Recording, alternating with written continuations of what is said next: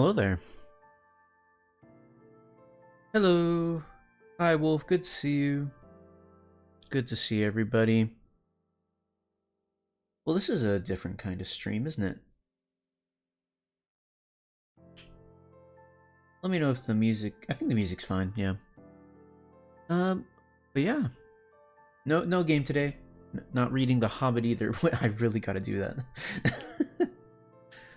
I guess I just wanted to talk for a while. We... What's up, Texan?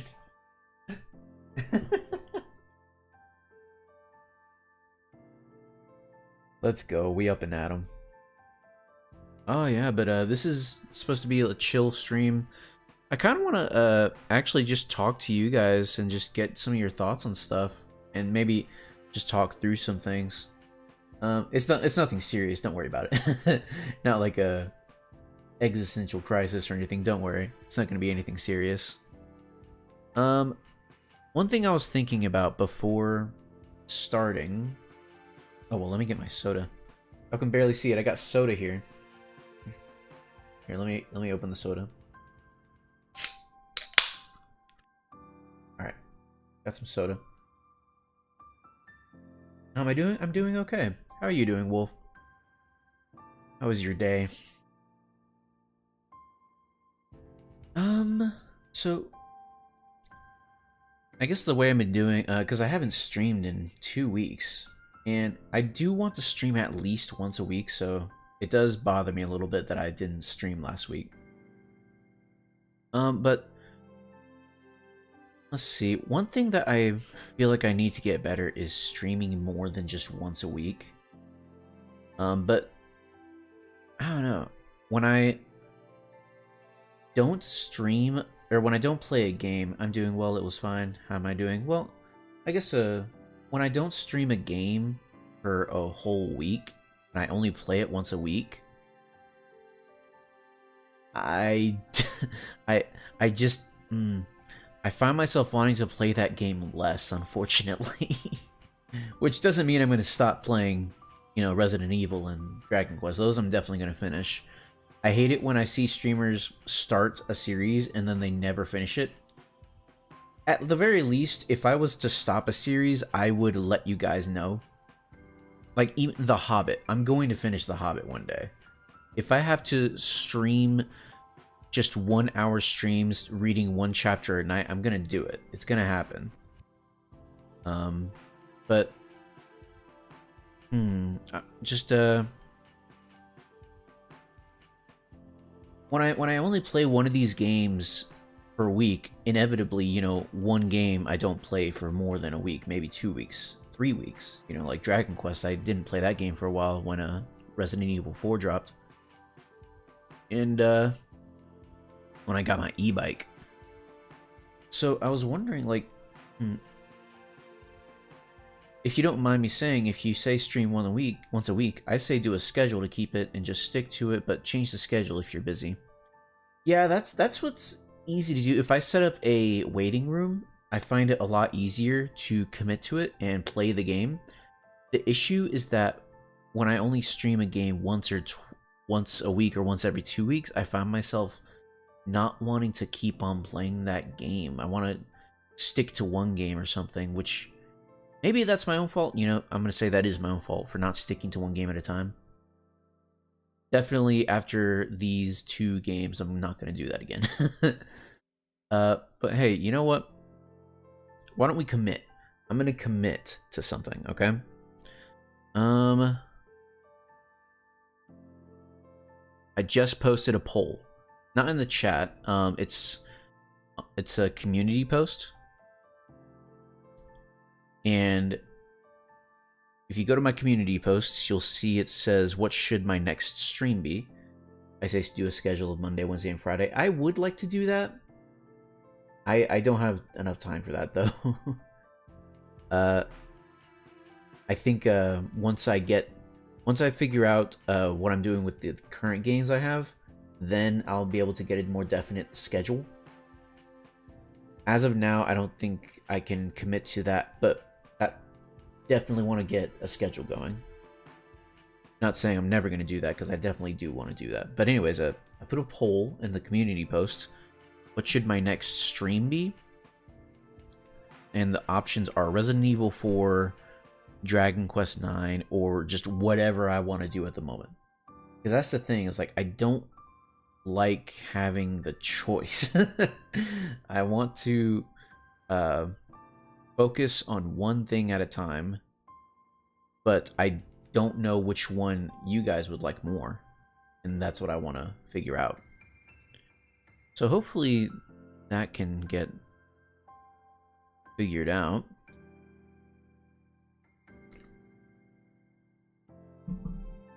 But yeah, Resident Evil 4 or Dragon Quest, those are... I'm gonna take one of those on and just plow through it. And when I say plow through it, I don't mean like, you know, speed run it and not pay attention to the game at all. I hate people who do that. But I do want to focus on one at a time. Really give it the time of day, and when that's done, return to the other one. You know, just get myself more organized, because I feel like I'm not organized enough. But yeah, I don't want the whole stream to be about this specifically, so I guess we could just sit here and talk about various things. I saw... Oh man, I saw some art. Oh, hold on. And only 28 more subscribers and you're close to 100 subscribers. That's true. That's true. That is very true. That's so weird to me. It doesn't feel like I'm at 72 subscribers. Not in a bad way. I don't think people are obligated to watch me. You know, they don't have to. And I can't imagine, you know, 72 people to come on streams all the time. It just doesn't feel like it, you know?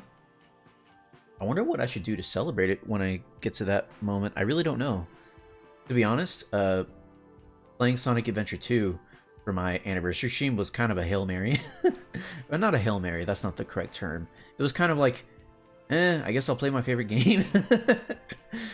It was a fun stream, no lie, but, you know, I feel like I could have done something more to celebrate the 1-year anniversary. Maybe like a karaoke or whatever. Because I was watching my debut a couple weeks ago, and I had 3 goals. One was to become a marketable plushie, like a Fumo. The other one was to get back into singing, and the third was to get back into drawing. And that was kind of what I was getting into. Is I saw some art on Twitter. It was a panel from Yotsuba. I've only read the first 2 volumes of Yotsuba. That was back in middle school. Holy cow! And I want to get back into it because one of my friends, she really likes it, and I really liked it too when I read it. I thought it was adorable and funny. So definitely want to get back into that.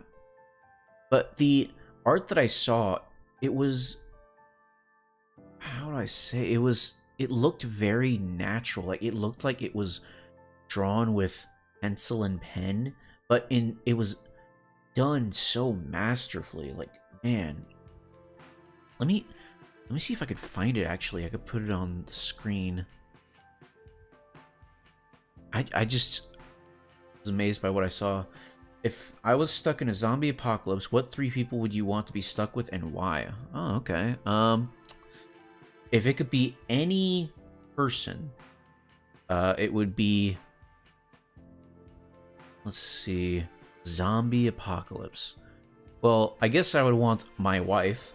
I'm not married, but if I was going to choose anyone, I would choose, like, my wife. Who else? I do want to save the people that I love, like my family and stuff, my family and friends, but if we're thinking purely utilitarian and pragmatic, what in the world? Sorry, I saw something on Twitter. I would choose my wife, to secure my family, at least with her. Someone who is very experienced in tactical situations, so like a soldier or a former soldier. And I want to say what's it called? A handyman? Like someone who makes a living of doing odd jobs and random stuff, because those people are really knowledgeable in how to like do various different jobs, like mechanics, plumbing, random stuff, like the most random things you can think of. They can do it. Like they can, oh, you want to build a hole and make that your bunker? Okay, here's how you do it. Oh yeah, I did this one time in Nom. Yeah, it's fine. Anyways, you want to get the shovel and you want to angle it this much. You can eyeball it. It doesn't have to be this exact degree, but this is just like the best way to dig dirt. They taught us this when we were, committing war crimes in Nam. But anyways, now that you've got your dirt, you actually want to save it. You want to save the dirt, and you're gonna use this later on for your sustenance. Anyway, probably not that serious, but just random handyman. They seem to be really knowledgeable and stuff. So my wife, a former military man, and a handyman. Those are the 3 people I would take with me in a zombie apocalypse. Have you played the Five Nights at Freddy's games? No.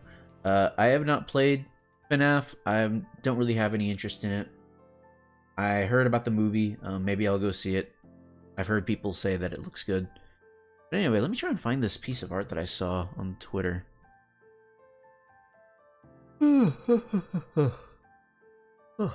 Excuse me.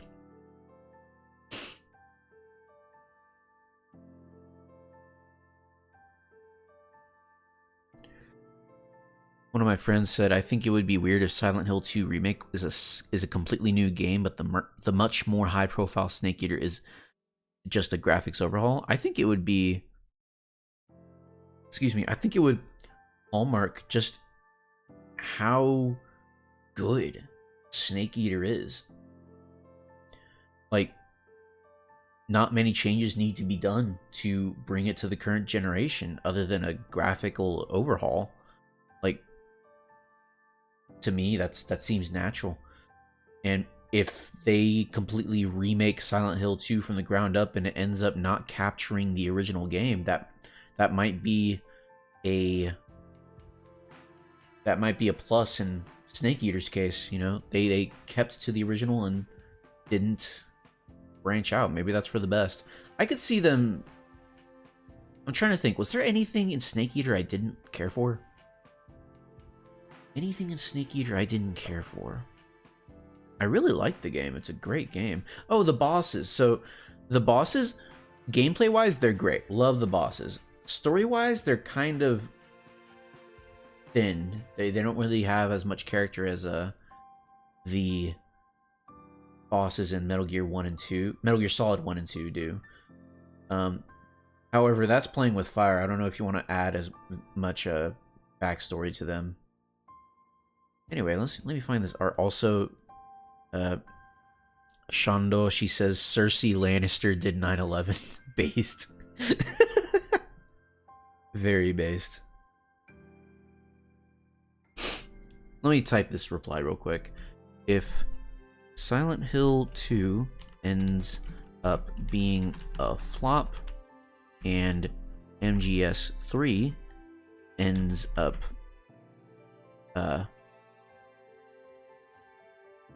a success while preserving the original game in its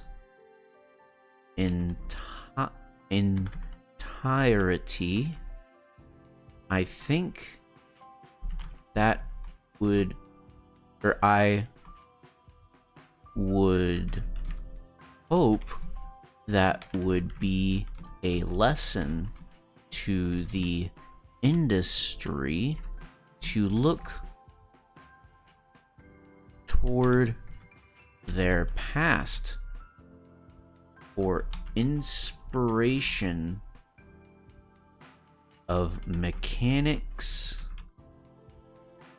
level design, and game design overall. There. Seems like a good reply. Anyways, let me find that one art that I found. I found a lot of good art today. I share a lot of stuff on my Twitter, you guys. I don't post as much original like posts there as other people. I share a lot. It's mostly memes and art on my profile, not gonna lie. Where did it go? There it is. Let me retweet these. Alright, so look at this. This is... I love this. I love this so much. Look at it. Let me put it on screen. There it is. Look at this. That looks amazing. I just hope the Silent Hill 2 remake is physical, because I am that sort of person enjoying physical copies more than digital. I'm the same. I hate that most of the games I own are digital. I hate that. I wish that was not the case. Wish I could own digital PC games, but the market has decided. But anyways, look at this. This looks amazing. Now, I don't mean to toot my own horn. I used to draw like this, and I'm not going to toot my horn out at all. It was not as good as this. It was not as good as this, but it was in the same style. Where I would start with pencil, but then go over it with pen and do a lot of I forget the name, the term for it, but the way the shadows are done in this picture, I would do this, like where it does the line, and that sort of defines the shape of the image that you're looking at. Like even in the pant legs, you see the lines get closer together as the leg sort of goes over the edge. That's to communicate to the viewer the 3D-ness of the image. But this is how I would draw like years ago. I have a book, a drawing book, in the trunk of my speeder. It's in the trunk. I know where it is, and I can go grab it right now, but I don't want to. And it's just sitting there, and I have art pieces just like this. I couldn't, get blacks like this, of course. I didn't have the tools for that. But this is like the style I was going for back in the day. Not this specific character design, but you know what I mean. And I saw this, and I was like, man, I have got to get the driver situation fixed with my current drawing tablet, because I have a drawing tablet. I have one. I have the stylus. I have everything I need to draw, but the drivers simply don't work. Every time I try to reinstall the drivers, it doesn't work. I've talked to technical support trying to figure it out, and I haven't figured it out yet. I gotta talk to them more. I'm really disappointed that Alan Wake 2 is digital, because I was really excited for the game to come out, but when I found out that it is digital, my hope went down a bit. That's really unfortunate. That is very unfortunate. I wonder if that's just a limitation on Remedy's part at this point. Are they still with Microsoft? I haven't heard of them leaving Microsoft. If they're still with Microsoft, then they absolutely should. That should not be a limitation for them at all. I wonder if Microsoft just doesn't care. Because that was the reason why there was never a sequel for Alan Wake for such a long time. Microsoft absolutely did not care about Alan Wake. It wasn't profitable enough for them, so they just didn't let them make it for the longest time, even though the developers publicly stated all the time that we want to make Alan Wake 2, we want to finish the story, but it just never happened until now. So that does disappoint me, but hopefully that doesn't have anything to do with the quality of the game itself. That reminds me, I really need to play Alan Wake before the game comes out this year. I still can't believe that's happening. Alan Wake 2 is coming out this year. That's crazy. That's absolute crazy talk. That's psychopathy. That's psychosis. That's schizophrenia. That's delusion. That's insane. That's wild. Can't believe that's happening. Anyway. I'm really excited that Remedy is remaking Max Payne 1 and Rockstar is remaking Max Payne 2. Oh yeah, I heard about that, but I had forgotten. I've played almost all of Max Payne 1. I think I'm on the last level. I thought about streaming it, but I thought, nah, I've already played most of the game. But I keep on going back and forth on this this philosophy in my head for streaming.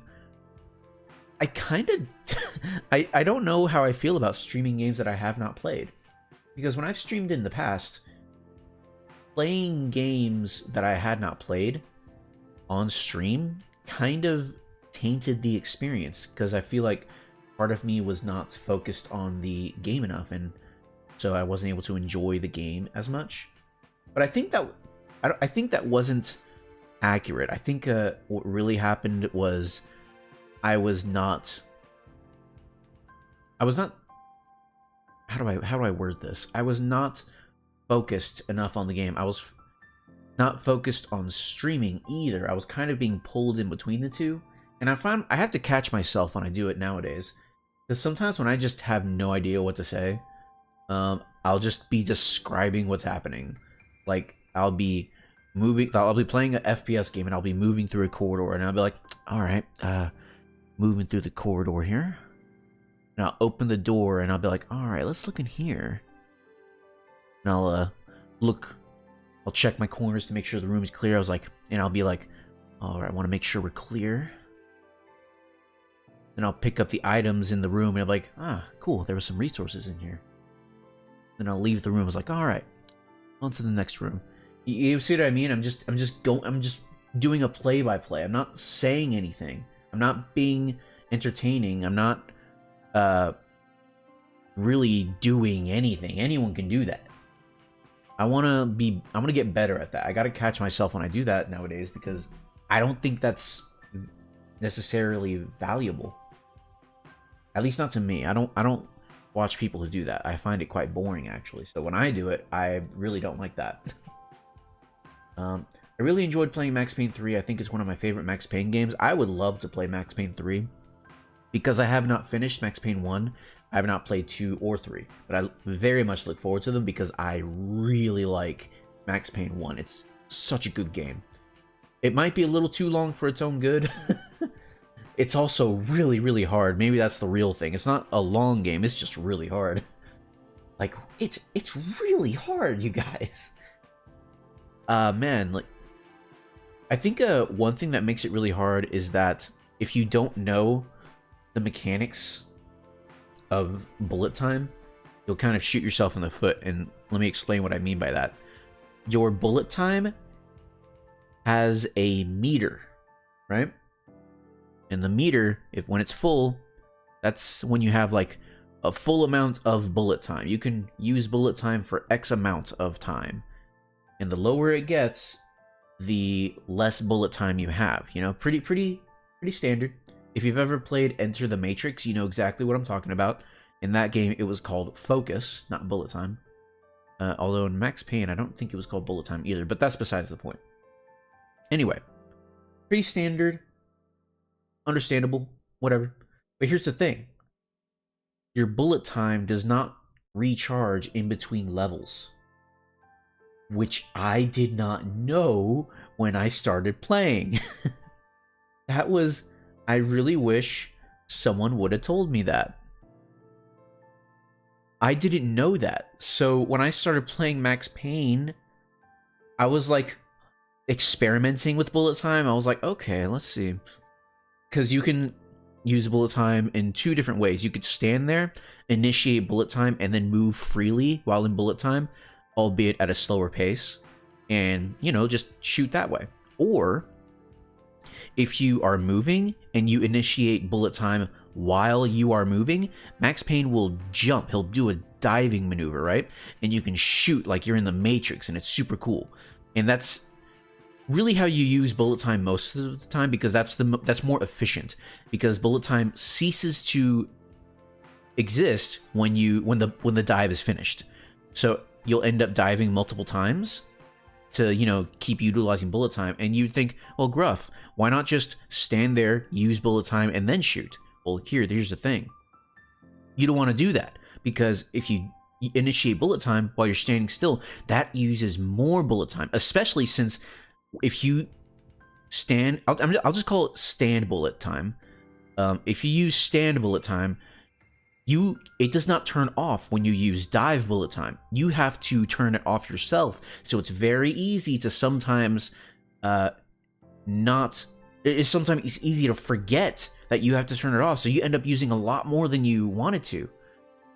But yeah, that was the hole I found myself in a Max Payne, because bullet time does not recharge fast in that game, not at all. It recharges very slowly. So I just constantly found myself scraping the bottom of the barrel for bullet time, constantly looking for more and more resources, because it's easier to get hit when you don't have bullet time. Therefore, you need to use more painkillers, and because you use more painkillers, you run out of painkillers, and it's just constantly scraping at the bottom of the barrel for more resources. It was a tough game, but I ended up replaying it because once I figured that out, I was like, oh, I'll just start over. But it's still really tough. It's still a really tough game. Holy cow. Anyway, enough about Max Payne. Yeah, a lot of people say Max Payne 1 was good, but Max Payne 2 was a really big letdown, but Max Payne 3 brought the game back to enjoying. That's interesting. The only person I've ever heard talk about Max Payne is Cat Icarus, and he said the opposite. Like, Max Payne 1 was good, Max Payne 2 was peak, Max Payne 3 was not as good, but it was still excellent. But in that game, in that video, he seemed to say that the community consensus is that Max Payne 3 is like the black sheep of the game, of the trilogy. That not as many people like it. So that's interesting to hear. Like I said, I'm excited to just play the whole trilogy. That would be really cool.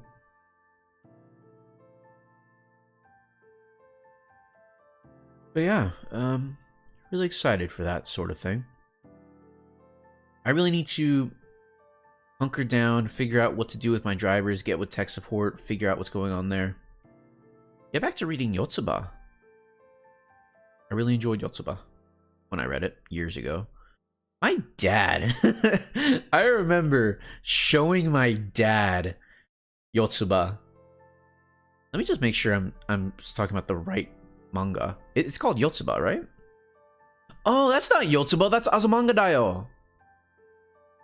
Oh, well, it makes sense that I would confuse the two, because Azumanga and Yotsuba, they're the same artist, I believe. I can't remember if it's the same artist and writer, but I know it's definitely the same artist. Maybe the artist and the writer are the same person, but yeah, that's Azumanga Daioh, not Yotsuba. I never read Azumanga Daioh. I read Yotsuba though, and I showed it to my dad, and he was like, "Gruff, I think that's a girl's book. I think that's a girl's comic you're reading." And I was like, "What? How could that be? It's just a..." Yeah, it is Yotsuba. It's just a funny story about a clueless girl enjoying her childhood. It's like, that could be enjoyed by anyone. But, not gonna lie, my parents are kind of cringe. So it's like, what? A child being happy? That's for women. But yeah, I liked it. The Max Payne movie with Mark Wahlberg is a guilty pleasure. I would like to see that one day. Maybe one day when I complete the Max Payne trilogy, I'd like to watch that one day. That sounds great.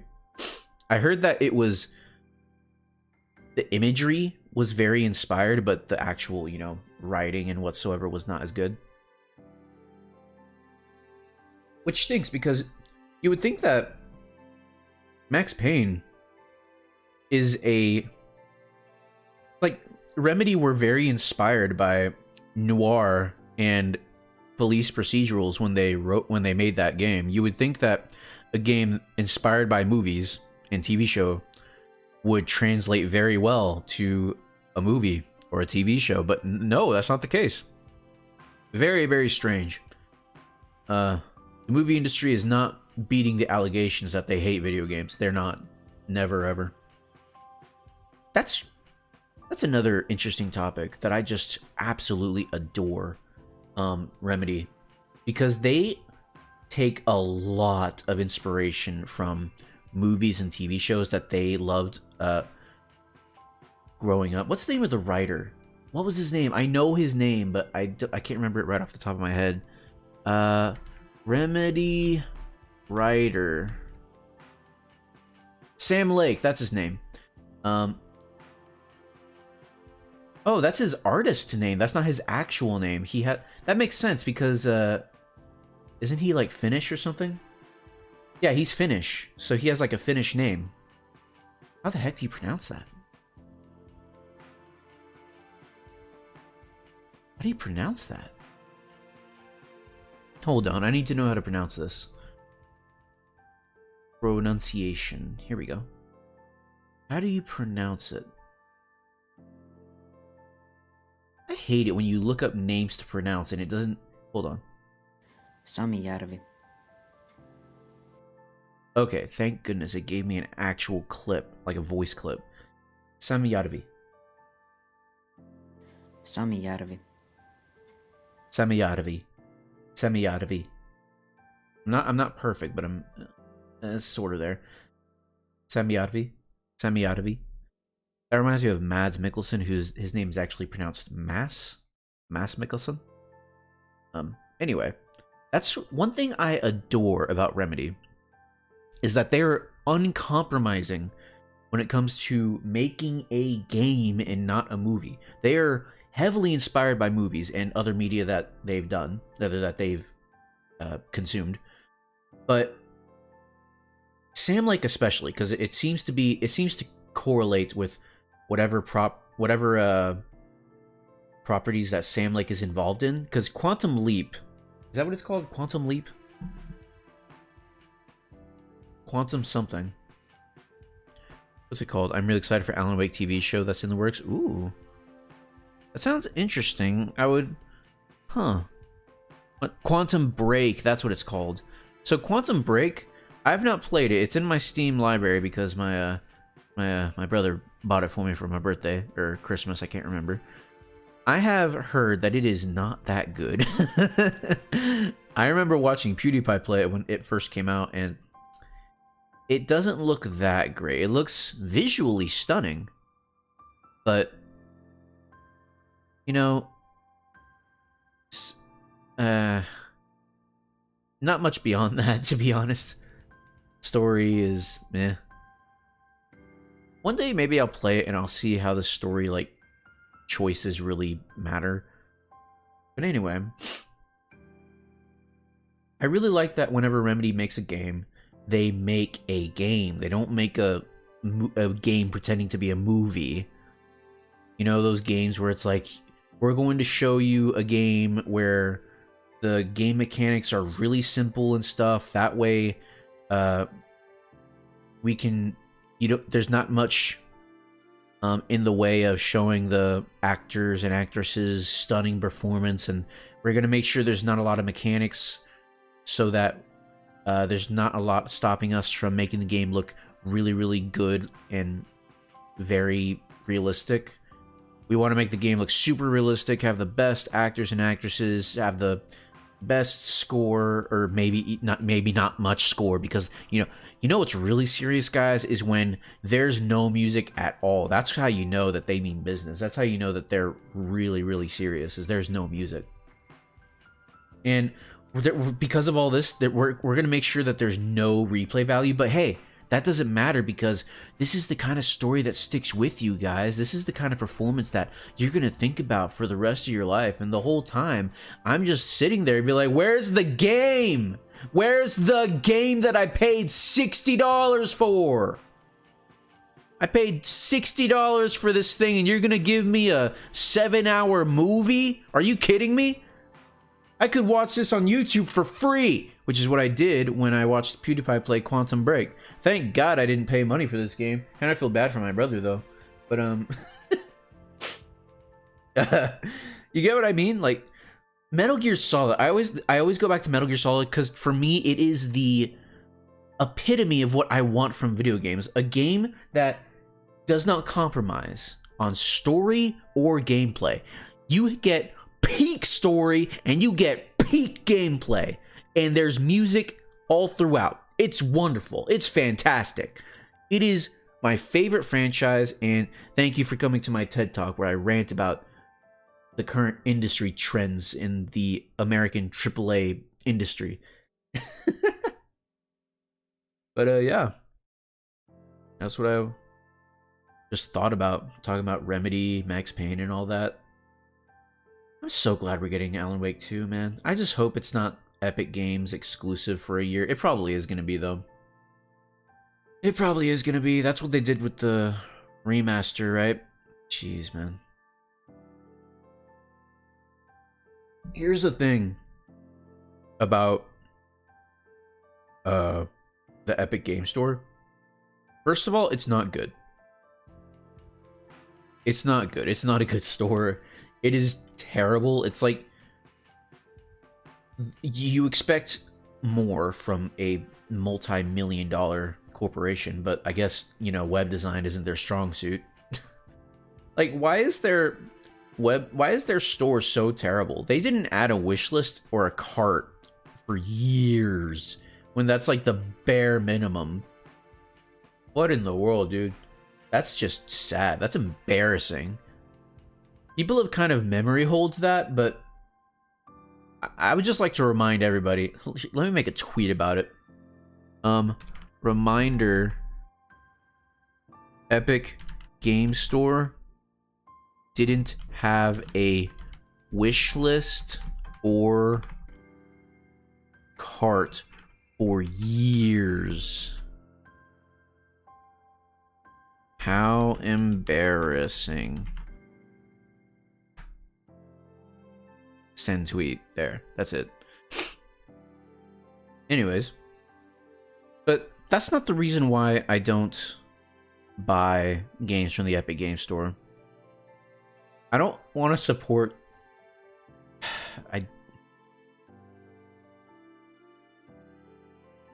Let me read this chat before I forget. Because I like Remedy, they add and a reference of Alan Wake in each game. Quantum Break and Control, it shows that they're in the same universe of Alan Wake. I really enjoy that. That's what Remedy.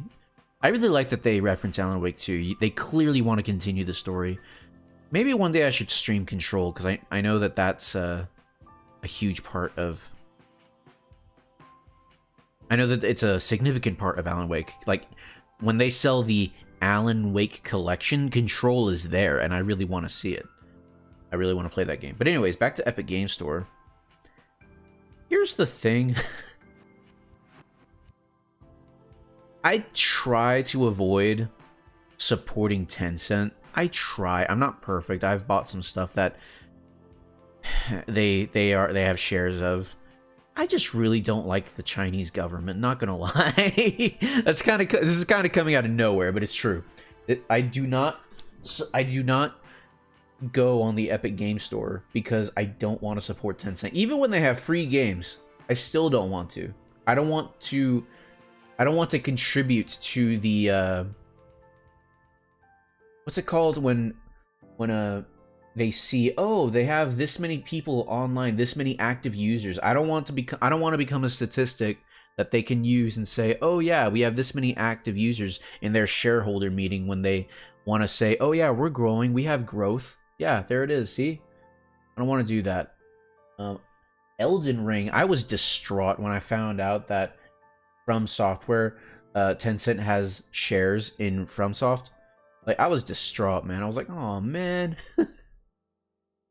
I made one purchase knowingly, where I knew that Tencent had a share, which was Call of Duty Modern Warfare 2. I made that. It took me years. When did that game come out? Oh, 2022. It's called Modern Warfare 2 2022. Yeah, duh. Anyways, it took me over a year until I bought that game because I was just I did not want to support it. But it took me until the Russian Badger came out with his Modern Warfare 2 video and several other fellow bounty hunters saying, "Hey man, you got to get Modern Warfare 2 and play with us."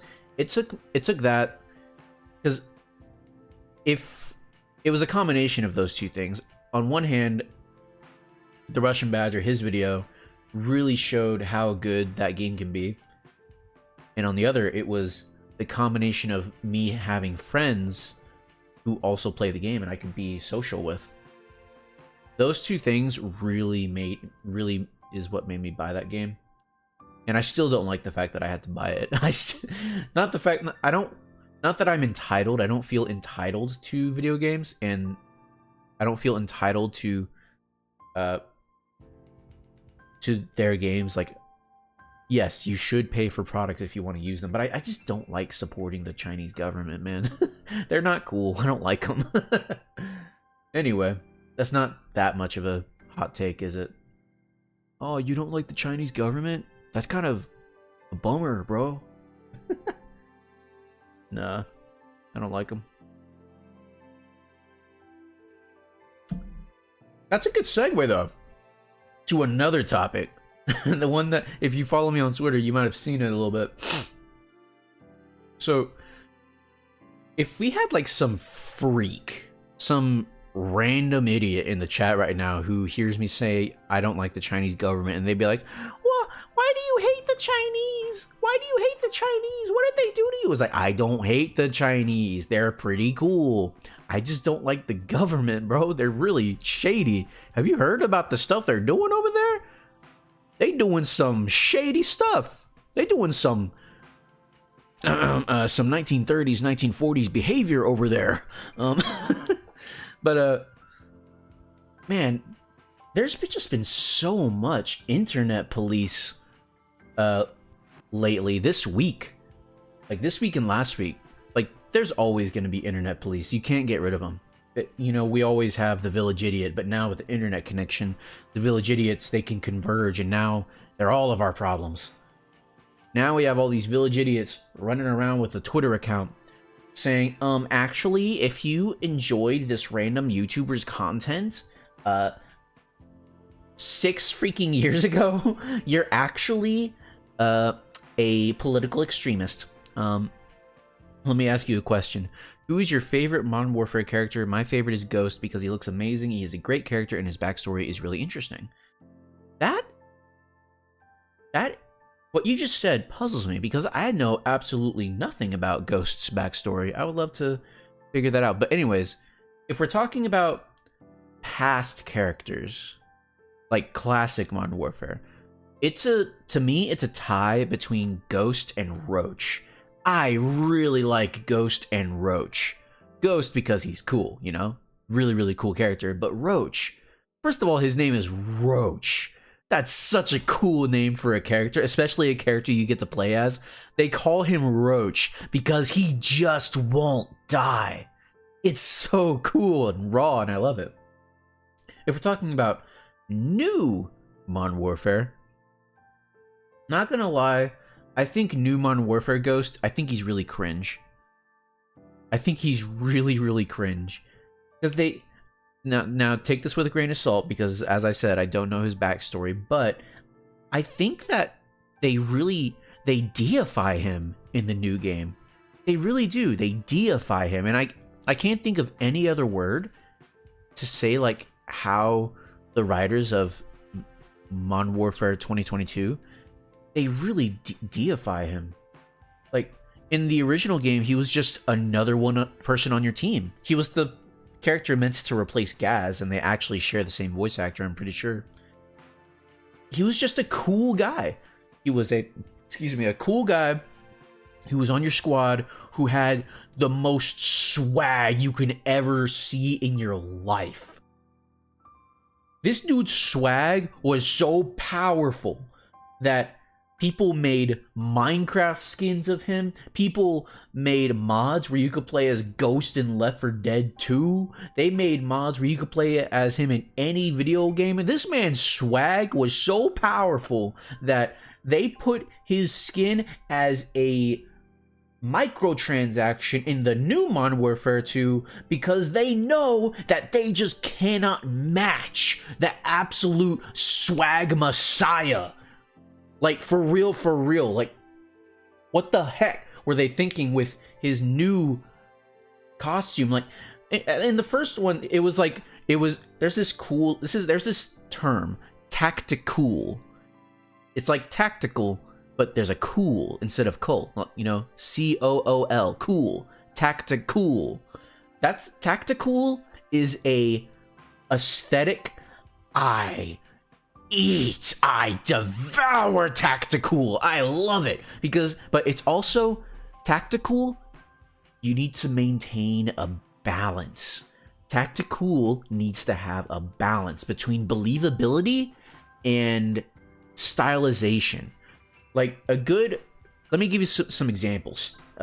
Hunk from Resident Evil. I haven't encountered Hunk in the games yet, other than Resident Evil 2. He's in Resident Evil 2, the remake. I think he's in the second one. I don't know. In the original, I don't know. But Hunk is really cool because he's just a dude decked out in all kinds of tactical gear, and he has like red eyes. It's super cool and it goes so hard. And his name is Hunk. That's his name. And this dude is not phased at all when the world is falling apart around him. He's just so strong. Let me think of some other versions of tactical. Any Metal Gear Solid soldier, literally anyone, except for the sci-fi ones. They kind of fall out of tactical because they have like sci-fi gear and whatnot. But any of the Genome soldiers, any of the Gerlukovich mercenaries, who else? Any of the soldiers from what's it called? What were they called? In the Virtuous mission, what were they called? It wasn't the KGB, was it? It was the ones protecting Sokolov. Those guys had so much swag. If you want to know more about Ghost or Simon Riley's backstory, search up Ink Slasher, the full story of Simon Ghost Riley. It tells you a lot about Simon Riley. The video is 10:38 long, so it's not that long. Ooh, I definitely will. Let me make a screenshot of that, actually. Let's see. There we go. And I'll post it somewhere here. Alright. But I think y'all get what I mean. Tactical has to be a mix of believability and stylization. And I feel like that's what they were going for with Ghost in Modern Warfare 2022. But it's cringe. Like, he has, in the original game, it was a cloth mask with a skull design on it. I could easily believe that someone in real life would wear that. That someone would don that mask because they like it. In fact, I'm sure that there's multiple people after that game came out. I'm sure there's multiple people who did that and still do it today. Like I said, this guy's swag goes hard. He has a legacy but in this game, in the new one, it's like an actual piece of plastic that he made to resemble a skull that he is affixed to his face. And it's not like part of a mask. It's like he's got to have like multiple of these ready, right? In case one breaks. And his whole thing is that he doesn't want anyone to see his face. Even though he works in a tactical military squad, so that's absolutely not an option. People want to see your face, sir. That's kind of required. Especially if you get caught and they need to find you. The enemy's probably not going to let you have your mask on, sir. Oh my, and there's like a moment in the game where one character, I believe it's Soap, he says, "I bet you sleep with that mask on." Or he says, and Ghost says, "Oh yeah, I sleep quite soundly with the mask on." He's like, this dude just sleeps with the mask on. I really hated the Ghost mask at the start of the game. I really hated it, but when it came up to the part where the team betrayed them, excuse me, I really liked the mask and really enjoyed them bringing the old mask. Yeah, so that's another thing. They bring back the old mask, which is like, but I like the old mask. Him plus the shades, or him with the old mask plus the shades looks good. I don't know why they didn't do that from the start. But here's the thing. it's still cringe because when they bring back the mask, they have the team, right? The team, they're getting ready for the big show off, the big showdown before the final part of the game. And they're like, "Oh man, our old team fell apart. We need to make a new team," right? They don't, by the way. They could just name it Task Force 141 and be done with it. But no, the writer's like, "No, we need to make a new team. What's this new team gonna be?" And Price, I swear to God, Price, without any preparation, he pulls out like a bag or something, and he dumps like a bunch of balaclavas onto the table with skull designs on them. He says, "We're Team Ghost." And I'm just like, what am I watching? What am I watching? When did he have time to make those masks? How did he know that the other characters would like... What if someone came up with a better name before he had the chance? And be like, "Oh, well, I actually made these masks, and I think Team Ghost sounds pretty cool." Well, like, he just had these masks. How did he know how many he would need? Like, they do this right after a jailbreak, and he just knew how many people there were and how many he would need. Who did he contact? Like, was it Glaswell? Is that where her name is? "Hey, I need you to order a bunch of skull masks. Don't worry, it'll look cool. Don't worry." And there's no build up to this at all. They just say, "We need to make a new name," and Price is like, "We're Team Ghost now." Why? Because it's cool, apparently.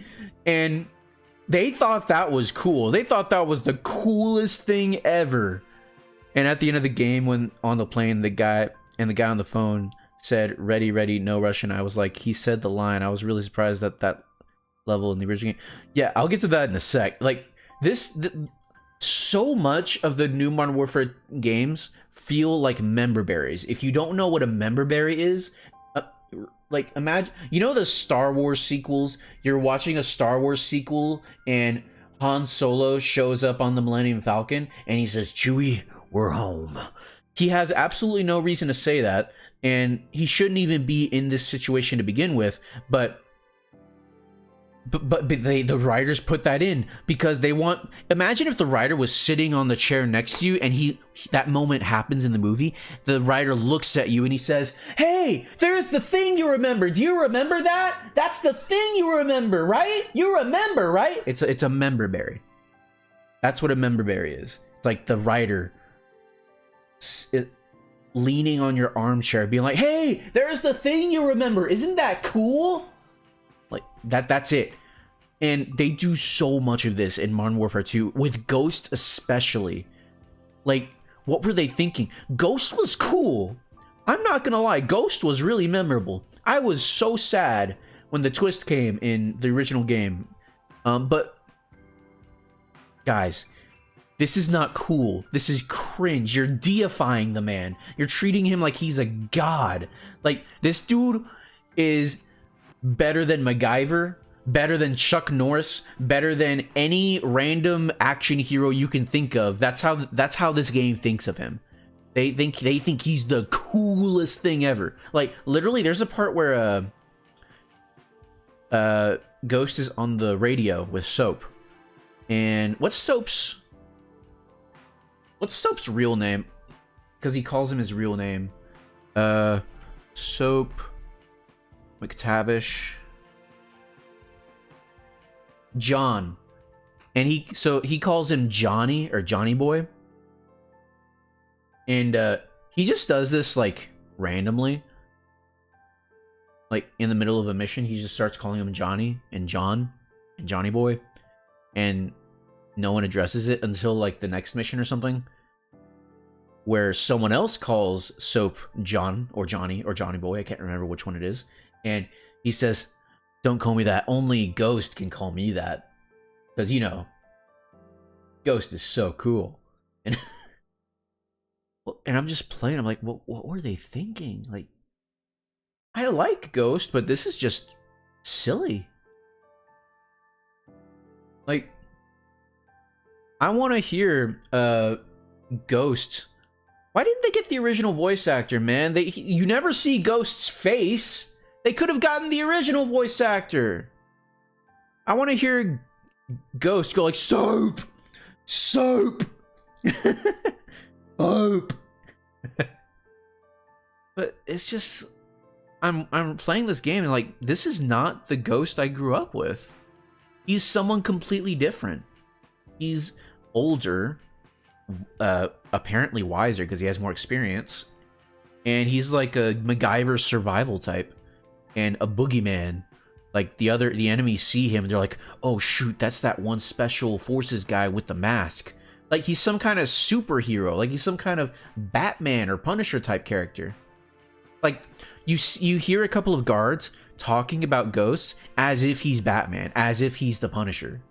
It's really weird, and man, I don't know what they were doing with Ghost. Like I take that back. I know what they were doing. It's pretty obvious. They wanted to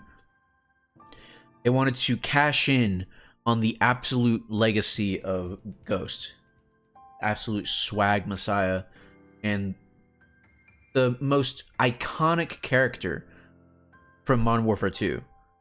That's not up for debate. Ghost is the most iconic character in Modern Warfare 2, perhaps in all of the Modern Warfare trilogy besides Price or Soap. Like, they put this dude on the cover of the main menu. Like, the main menu is just Ghost. The press start screen has Ghost on it and nobody else. Like, this dude is he's the icon for Modern Warfare 2 specifically. I'm pretty sure, like, no. I was gonna say he was like the icon for the game, and like when you boot up the game, or before you boot up the game, and it's like the icon for it. But no, it was just a 2, I think, because it was Modern Warfare 2.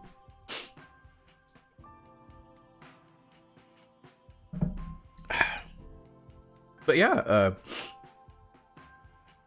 Ghost in Modern Warfare 2 2022 is cringe. Rant over. I'm actually kind of tired. I tired myself out ranting about Ghost. Anyway, did you know that the person who voiced Ghost for Warzone, they were planning on bringing him back, but I think he did something really bad, so they had to bring someone else to voice Ghost. Oh man, if that's the case, then that really stinks. Let's look it up. Give us some more stuff to talk about.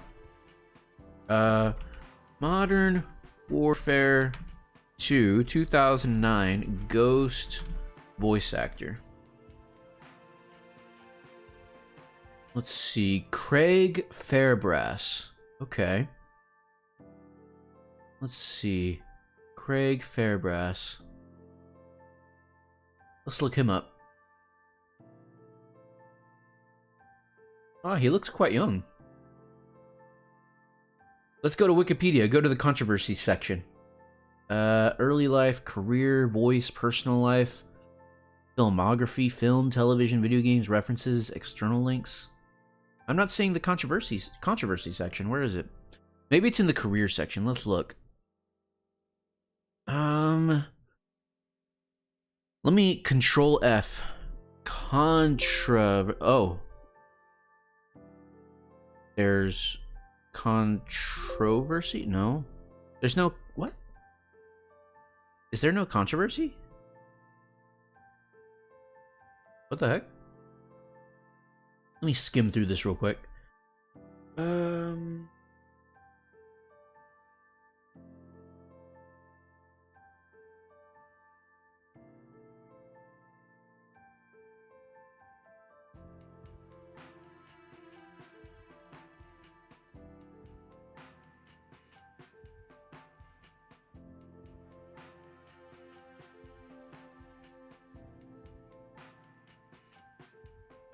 Okay, this I found something. This might be it.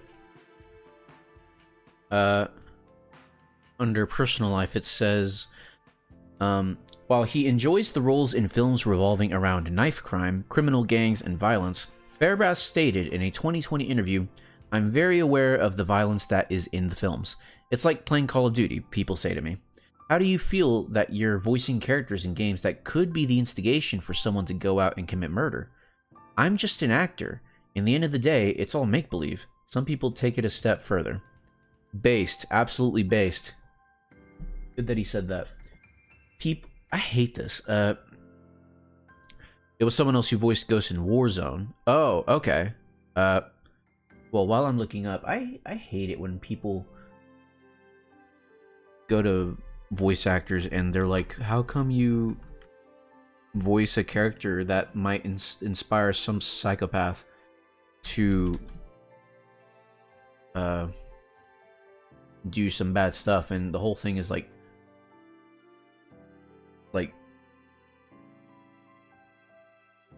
how could they be held responsible for something that they had no control over? Absolutely terrible. Okay, here we go. Why did Ghost voice actor get fired? Call of Duty publisher Activision is no longer working with Jeff Leach, voice actor of Ghost in the Call of Duty Modern Warfare reboot, following the social media circulation of offensive and derogatory comments Leach directed at a fellow content creator, and later someone in the chat of one of his live streams. Oh, well, that stinks. That really stinks. What the heck? What the heck? Misogynistic, harassing comments. Well, that's not good. Let's see. I want to see what he said. Where does it say what he said? Show it to me.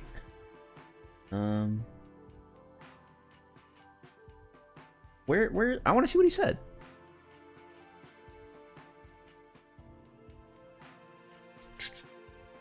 He says he recently shared clips of showing him making offensive and derogatory comments towards a streamer in 2017 and towards someone in a live stream chat in 2020. They called it serious, personalized, intrusive sexism.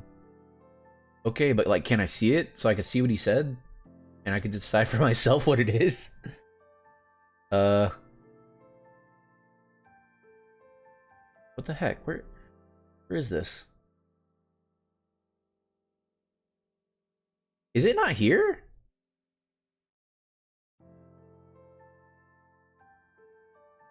Are they just not gonna show it to me? I want to see where it is. What the heck? Okay, so there is a clip. Hold on. I think I found it, but let me make sure to mute this while I am looking at it because I don't know what I'm gonna see. Give me one sec, you guys. Okay, so you should be able to hear me, but you can't hear what I'm gonna watch. So let's look at it.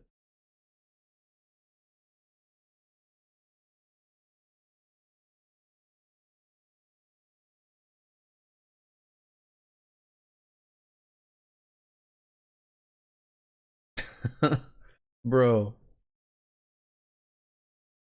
Bruh. Good lord. Oh no.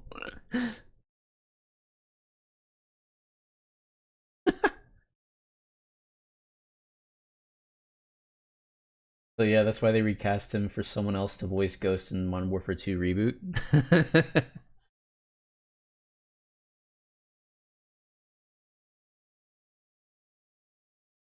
What the heck, bro? He's talking some tripe, not gonna lie. Wow, why would you say this in public, you idiot, you absolute moron, you bozo, you... Now, let me be clear. Let me be absolutely clear.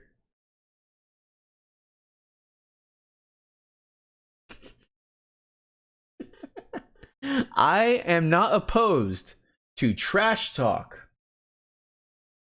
I am not. I love trash talk. It could be as vile as what I'm seeing here even. But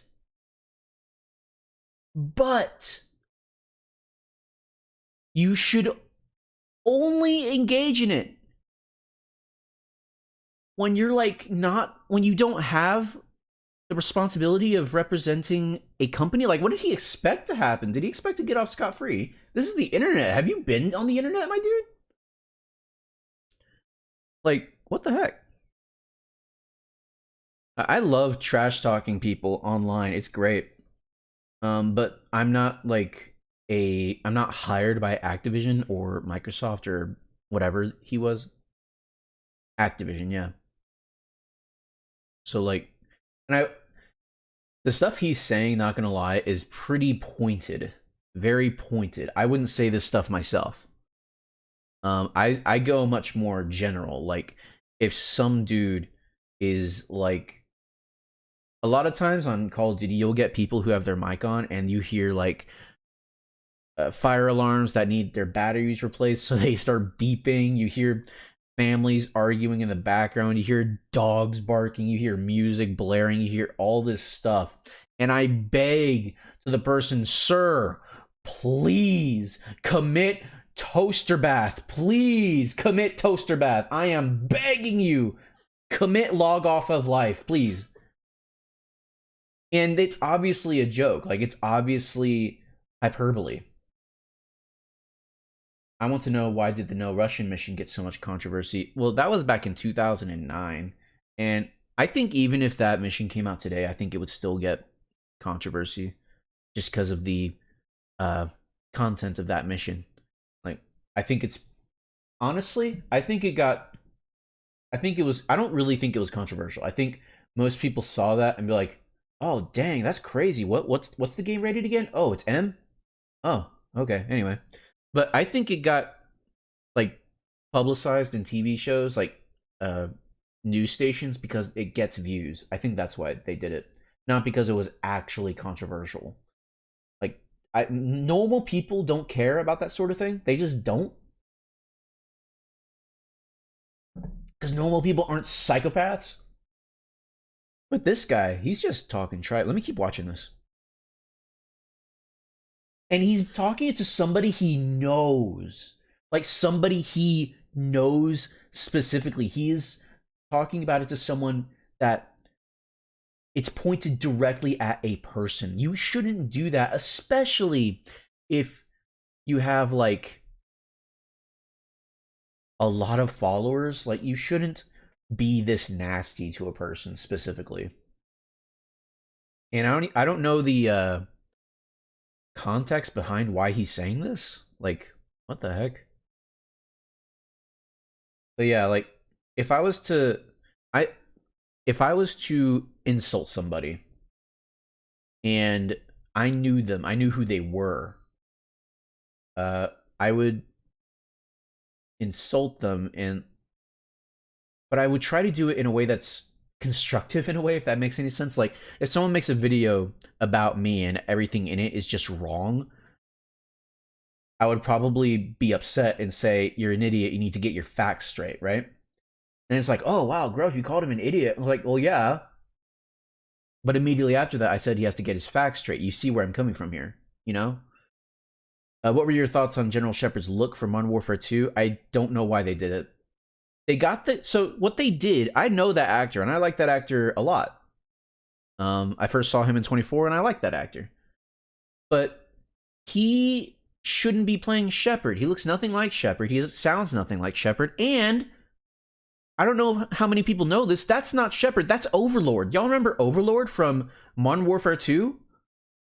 He was the guy on the radio who would tell you, like, one place people might know him from is the mission where the Russians invade America and you're fighting in the suburbs, and Bully, I believe your commander's, your superior's name is, he calls for air support or reinforcements or something, and Overlord says, we can't send anybody, we are full, they're all out helping someplace else, you got to make do with what you have. And done. He says, sir, did they just tell us to go F ourselves? And he says, that's right, Corporal. Like, that was Overlord. That guy plays Overlord. That's him. I know that voice. Why did they have him playing Shepard instead of Overlord again? What? You have the voice actor. Let him play Overlord. And here's the thing. The guy who plays Shepard is still around. Just get him. Just get him to play Shepard. At least get somebody who actually sounds and... Why did they make him look exactly the same as the actor who's playing him now? Why didn't they make him look like Shepard? Why? At least Soap, Ghost, and Price, at least they look kind of like their... Or I shouldn't say kind of. They look very much like their original characters. But Shepard looks nothing like the original Shepard. Why did they do that? Anyway, back to this guy. He's talking tripe. Oh, yeah. He's being very... Oh my goodness. He's being very pointed. Very hurtful. Here's the thing. Here's the thing that separates good trash talk from bad trash talk. If it's mean-spirited or not. When it's trash talk, it's all in the name of the game, right? You need to trash talk so you can get your opponent to get mad and make a mistake. Also, it's just good fun to trash talk. But this guy, he seems like he actually hates the person that he's trash talking. Like he's being very pointed and terrible to her. Oh, Annie Bander. Oh, and oh yeah, I should mention this. It's specifically to women. Like, specifically women. It seems to be specifically women that he knows still?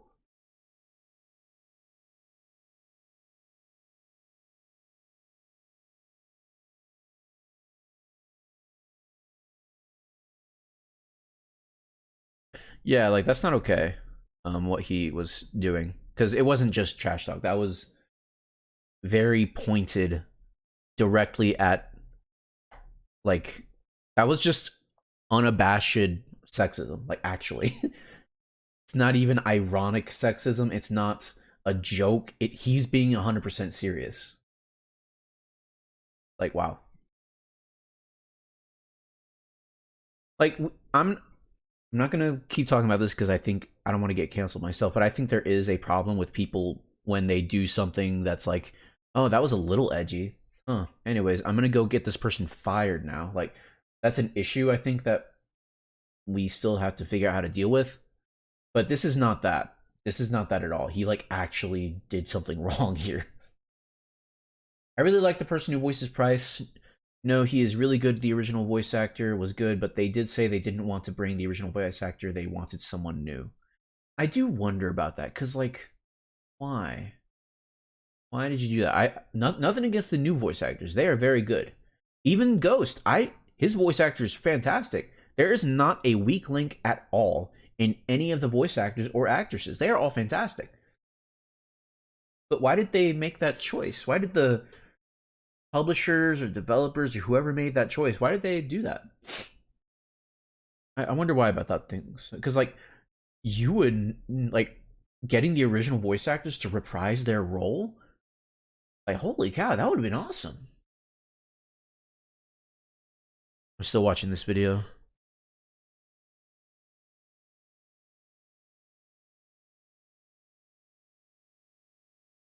They're talking about, like, speaking up.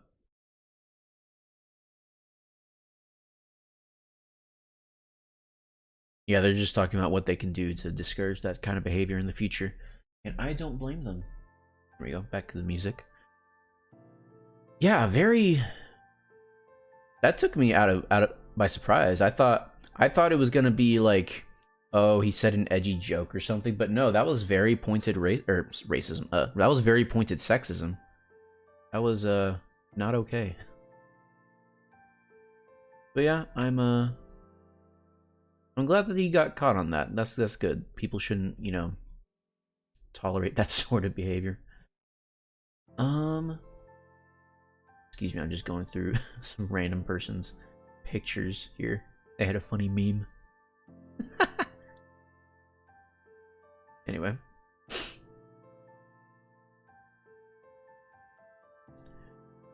But yeah, that took me by surprise. I really like the talk between Soap and Ghost when they're in the coffee shop, and Ghost said, "I would love a cup of tea," and Soap said, "Effing Brits." I really like that too. I really like the the talk between Ghost and Soap throughout that whole level. I think it's nice to build up character like that. I think if it feels like the new games are trying to be very character focused, I think they could have used a lot more of that. Because I think what's it called? I think it was the Actman. He agreed that the plot was pretty terrible, not very well written at all. But he thought the characters were good, and I think the characters are fine. I think they're pretty thin though. I don't think there's much there. Like Soap and Ghost is okay. I still have to reconcile with the fact that it's nothing like Soap and Ghost from the original, which is why would you bring the characters back if they're not going to be anything like the original? Excuse me. Like, what about Soap, Ghost, and Price persists in these new games? Like, Soap and Price have no relationship whatsoever. I think I'll talk about this in a sec. And I like the talk with Soap, where Soap said, Ghost, take the mask off, and Ghost said, and show my face, negative. And I thought that was cringe, not gonna lie. Because, like, why? What?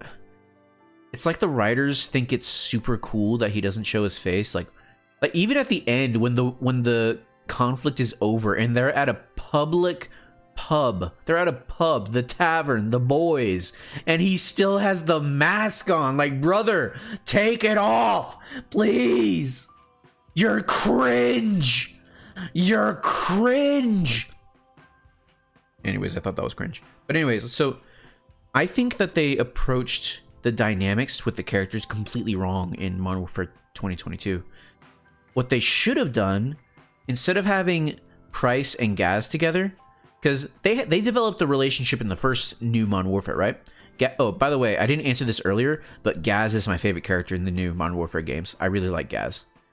He was very fleshed out in the first game, and he's just an all-around cool guy in Modern Warfare. I really like him. But anyway, what they should have done was, instead of partnering Gaz with Price and Soap with Ghost, what they should have done is partner Soap with Price so that you can develop that relationship there, because they had a relationship in the original games. So why not develop that? Like, why not show their development of a partnership, like a partnership of two soldiers working together? That's what they had in the original games. Why isn't it here? That's like remaking the original trilogy of Star Wars, and you don't have Luke and Han be best friends. Why would you do that? That is like sacrilege. Why would you do that? But that's what they've done here with Price and Soap. They barely know each other. And also, while you're building that relationship with Price and Soap, you can have Ghost and Gaz build their relationship. They could be partnered together, and that could be a very cool reference to how Ghost and Gaz in the original games shared the same voice actor.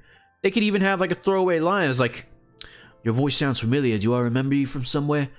And they could be like, nope, not that I know of. Just something like that. Just something fun. And also you could develop a meaningful relationship there. Like all that talk you had between Ghost and Soap, you could have that with Gaz. And you could have something similar with Soap and Price.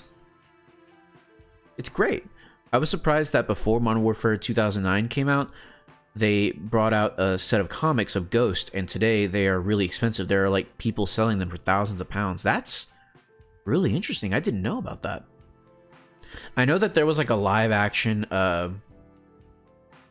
small webisode or whatever of how Price was lost, quote unquote, and you know where he went in between Modern Warfare 1 and Modern Warfare 2. Let me look that up real quick. Modern Warfare comics. Oh, yeah, it's called Modern Warfare 2 Ghost. Oh, wow, that's really interesting. It's very interesting. That would be cool to read. Like, look at this. Look at this absolute swag on this guy. Like, check this out. Let me get it here. Look at this. Tell me this guy doesn't have swag. Tell me with a straight face that this, if you saw this guy coming for you, you would not have like a heart attack. Like, this dude looks cool. Like, looking at this specific picture, I could see this guy existing in Nam, like in the 1960s and 70s. I could see it. It would be kind of a stretch with the balaclava and how hot and the standard GI uniforms that they had in the day, but I could see it. Maybe it's something he brought along, and you know, he's special forces, so they let it slide or something like that. You know, it's completely believable. But meanwhile, you have this new guy. What's it called? Cosplaying as an actual skeleton. But yeah, I'd be interested in reading that. That sounds pretty cool. They also let you play as a ghost in the new Modern Warfare games. In Modern Warfare 2, you could play as him as a skin. When I saw it, I thought about buying it, but then I told y'all earlier how I don't like to support Tencent. But even then, I'm glad I have that. I'm glad I have that outlook on things, because if I had bought it, I would be just one of many people running around as the ghost skin, and that kind of cringe, not gonna lie. In the video I told you about, he shows some of the comic and how Ghost came to wear the ghost mask and everything. That's interesting. I wonder how I would think about that, because I don't think there needs to be a backstory for why he wears the mask. I could just accept that he wears it because he thinks it looks cool. Like, if you ever saw Solo, the Star Wars movie, that movie does a lot of cringe stuff. Like, oh, why is he called Han Solo? It was like, oh, because he said he has no family, so an officer named him Solo. It was like, oh, how did he get his gun? Oh, this one guy, he gave it to him. That's where he got the gun. Oh, why does he call Chewbacca Chewie? He's like, oh, well, Chewie told him to call him Chewie on the train ride. It's like, why do we need to see all this stuff? Like, first of all, like, the Solo thing is just beyond cringe. Like, that's really, really dumb. Second of all, getting the gun, apparently it's a what's it called? It's a modification done to another weapon and then just given to him haphazardly. It's not even like Han Solo's own signature gun that he has or that he made. It's just given to him unceremoniously. The Millennium Falcon he just ends up with it like by I won't say complete luck. He realized that Lando was cheating and he beat him. It's just, I don't want to see this stuff. I want to let this stuff be up to my imagination. Like in episode 5, when he's talking to Lando and he says, hey, I want it fair and square. Like, that's all I need. I don't need to see him. Plus, what are the odds that he gains all of the iconography, all of the stuff that we know Han Solo by? He gets all of it in the span of a 2.5 hour long movie. What are the odds? No, it tells you a lot about why he wears the mask and about how his childhood was bad and his dad and brother tormented him with the ghost mask. Okay, yeah, so that's what I was getting at. I was like, it could be like Solo, but it could also be good. I think it's just, like, that sounds interesting. That sounds like getting into the psychology of the character and how the mask actually means something to him, and it adds another layer to the character, whereas before, it was just a cool mask. But here, if it's done correctly, it's done, like, in a satisfying way, it could be a cool mask, but it could also mean something to the character themselves. And so you build upon the character, but you don't take anything away, right? Because that's what I feel like they did with Solo. Is like they give him something that we know Han Solo by, like his name, and it's just like, oh, he got his name from somewhere. What? That's weird. I thought I thought that was just his name, and then we find out how he got his name, and it was just some random schmuck. He says, "Your name's Solo now." Anyways, go next in line, please. Like, that's really lame, right? But making the mask mean something to the character psychologically and seeing how that came to be, that could be interesting. That could be very interesting to watch or read. But anyway, what the heck? Oh, never mind. Just got a message. What else can we talk about here? I really should read The Hobbit. Really should read The Hobbit. So here's the thing. I don't think that I'm going to be reading any more books on stream after I'm done with The Hobbit. It's just not for me. I say it's not for me. Part of it is because, you know, it gets no views. If I'm being honest, it gets no views. No one wants to watch it. And not gonna lie, I feel like it would be disingenuous to say that that's not a bummer. But I can be honest with myself. I'm not gonna do it if no one's gonna watch it, because, you know, the fun of reading out loud on stream is so that other people can be there to experience the story with you. But if that's not an option, then I would much rather, you know, read by myself, to myself, not out loud, in the comfort of wherever I want, instead of here at my computer, and on my own time, whenever I want. I could even eat or drink while I'm reading, because I don't have to read it out loud. Like, if those are my two options, it's pretty clear what I'm going to choose. But yeah, after The Hobbit, I'm not going to read any more books on stream. Which I've said before, you know, that's not news. I do think I can force myself to read at least one chapter a night on stream. Like, whenever I find myself, oh, I have some time, I could read a chapter. I could do that. I didn't do that last week because, man, it's been a rough couple weeks bounty hunting, you guys. I'm actually scared for this week. I don't know how it's going to be this week. I am the type of person who would read a book that has 100 pages, then I would read start to finish, but if a book has 200 or 300 pages, then I won't read it at all. That's an interesting philosophy. I think I would encourage you to try and push back that philosophy. Read at least one page a day. That's how I got back into reading. I got back into reading during 2020 and 2021 during the pandemic. Because let me tell you something, I used to read a lot. In elementary school, middle school, high school, I started to drop off on reading. And then after high school, and I graduated in college, I just hardly read at all. And I would read every now and then, but, you know, not regularly. But then the pandemic hit, and I thought, you know what? Halo came out on PC. And I was like, I'll read, I remember Halo had books, right? Let's read Halo. So I read The Fall of Reach, and let me tell you, I read that whole book in 3 days. Let me actually see how many pages that book is. Give me 1 second. I'm gonna go grab it.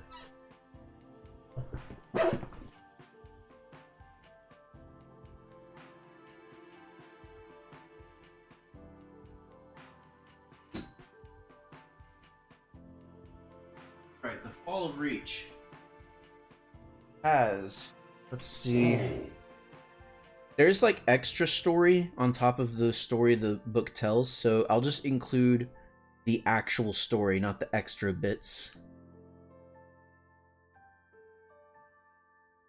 Let's see.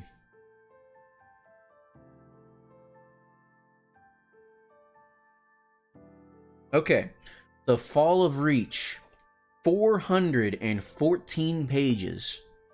I read it all in 3 days, and I don't mean to say that to toot my own horn, although, you know, I kind of wanted to my own horn. I read that all in 3 days, and it was my first book that got me back into reading, so. But but I don't want to be too, you know, like, too full of myself. But it's possible when you find a book and you are very involved with the book, you can punt that sucker out of the field. You can absolutely devour that book.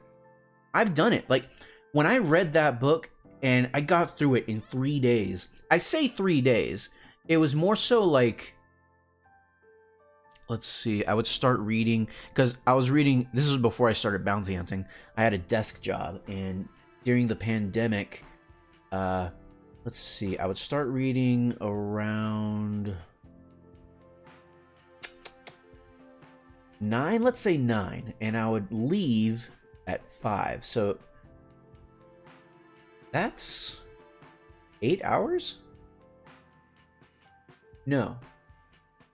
Wait, 7 hours. 7 hours. 7 hours of... Oh, wait, no, that is 8 hours. That is 8 hours of reading. Well, no, I would say 7 hours because I would take an hour-long break and I would either sleep or eat during that break. But anyways, so 7 hours times 2, that's 14. And by day 3, I was, really... There wasn't a lot of book left. So let's say it only took me 2 hours. So 16 hours. I read this whole book in 16 hours. Once you get a book and it's the right book, like it's just right, it'll grip you. It will absolutely grip you. So yeah, that was the book that got me back into reading, The Fall of Reach. I highly recommend it. It's a fantastic book. Fantastic. It ends on a cliffhanger for one character. There's like one story thread that's left hanging, and I'm not gonna lie, it judging from the games and the games after 3, I should say, I'm not gonna lie, I don't think it has a satisfying conclusion to that specific story thread that I'm not gonna spoil here. I'll be vague though for people who have read it. There's a character who is unaccounted for. We know where the character is, but they are being taken somewhere, right? And we don't know what's in store for them. And that's the end of that character's, plot. The story ends. So, you tune in next time to see what happens to that character. Except I read the next book, and they don't mention that character at all. Because the next book is talking about what happens in Halo 1. It's a novelization of Halo 1.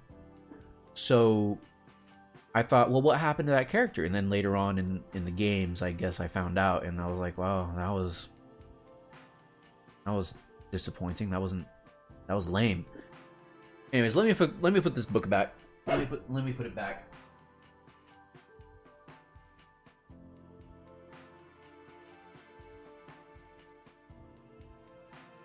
Yeah, once you find a book that you like, I think reading through it will be no problem, and especially willing yourself to read at least 1 page a day. If you can read 1 page, there's the possibility that you'll get hooked and you'll say, I can read another page, and it's just at least 1 page a day. That way, if you don't feel like reading that day, you can say, well, it's just 1 page, and you can get through 1 page. It's not a book that is like has really small font, and so there's like thousands of words on 1 page. No, it's not that. So you can definitely read 1 page a day. During the pandemic, I was really bored and I had a lot of time on my hands, and I did have all the volumes of The Walking Dead 1 through 32. I read all of the comics and in a matter of 3 weeks, and when I finished reading all of them, I said to myself that felt like I read them in hours, and it felt like I really enjoyed reading all the comics all these years later. Yeah, that's what I'm talking about. Like, when you find something that really engages you, it's a good feeling. Like, that's a feeling I chase with video games, because I guess I could talk about something I forgot to talk about tonight, which is, guys, I'm not gonna lie, I talked earlier about not knowing which game to play. Part of that is because I feel like I enjoy games less. I feel like I should have made this one of my goals in my debut, was just to get back into gaming, because I still play games regularly, a lot more than the average person, a lot more than those filthy normies. But I find myself not as drawn to it as I used to be. Like, we all know about the backlog, right? Everyone has a backlog. It's all these games you're gonna get to one of these days, but you know, you just haven't gotten to them yet.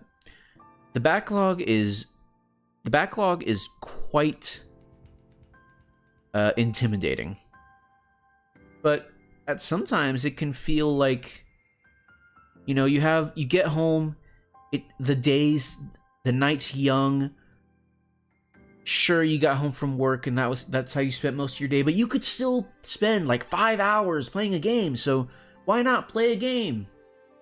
And then you get to your game station and you turn it on and you see all these games that you can play, and you slowly but surely, that familiar feeling starts to creep in, and you see all these games at your fingertips and you realize, I don't want to play any of these.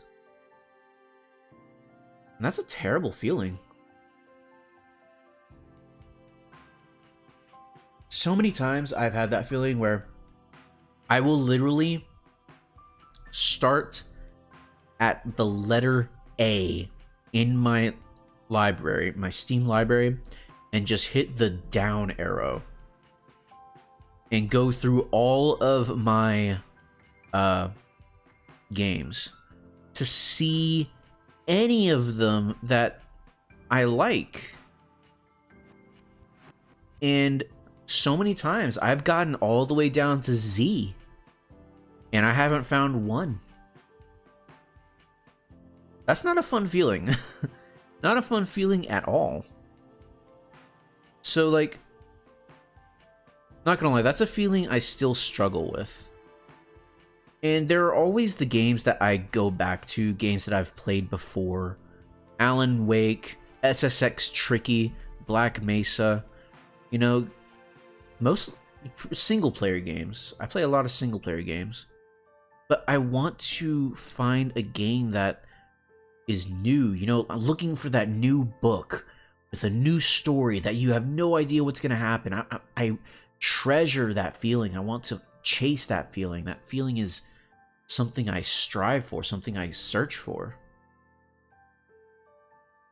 I feel like that might be some reason why I don't play as much multiplayer games as I used to. Yes, multiplayer games aren't what they used to be. The new Modern Warfare 2 is as close to that as I can get. And there's still the Halo games, but no one chats, no one talks.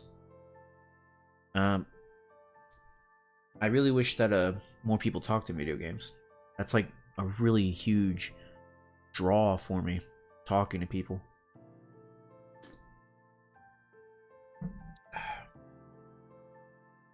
I'm the type of person to play a game and to finish it from start to end and won't play anything else. And I played a lot of games when I was a kid. And now when I've grown up, and know when I grow up and when I play a game, no.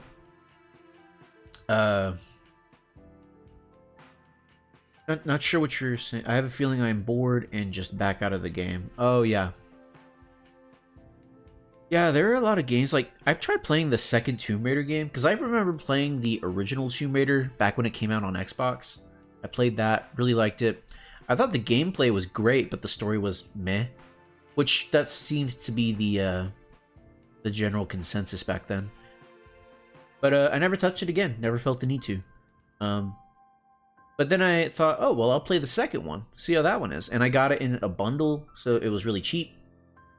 So I thought, okay, I'll play it. And it was so boring. Like, oh my goodness, it was mind-numbingly boring. I couldn't stand it. I couldn't take it at all. Which was weird because I got past the prologue. The prologue is supposed to be like what hooks you, right? But I was like, well, maybe it's just, you know, the prologue that's like this. And so I played like for a couple more hours and I was still so bored. Let me find it. How many hours did I play that game for? Let's see.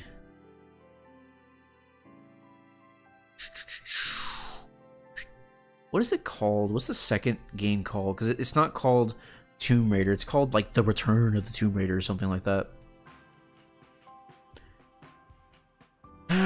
I'm not gonna find it. It's just because of its stupid name. Let me see.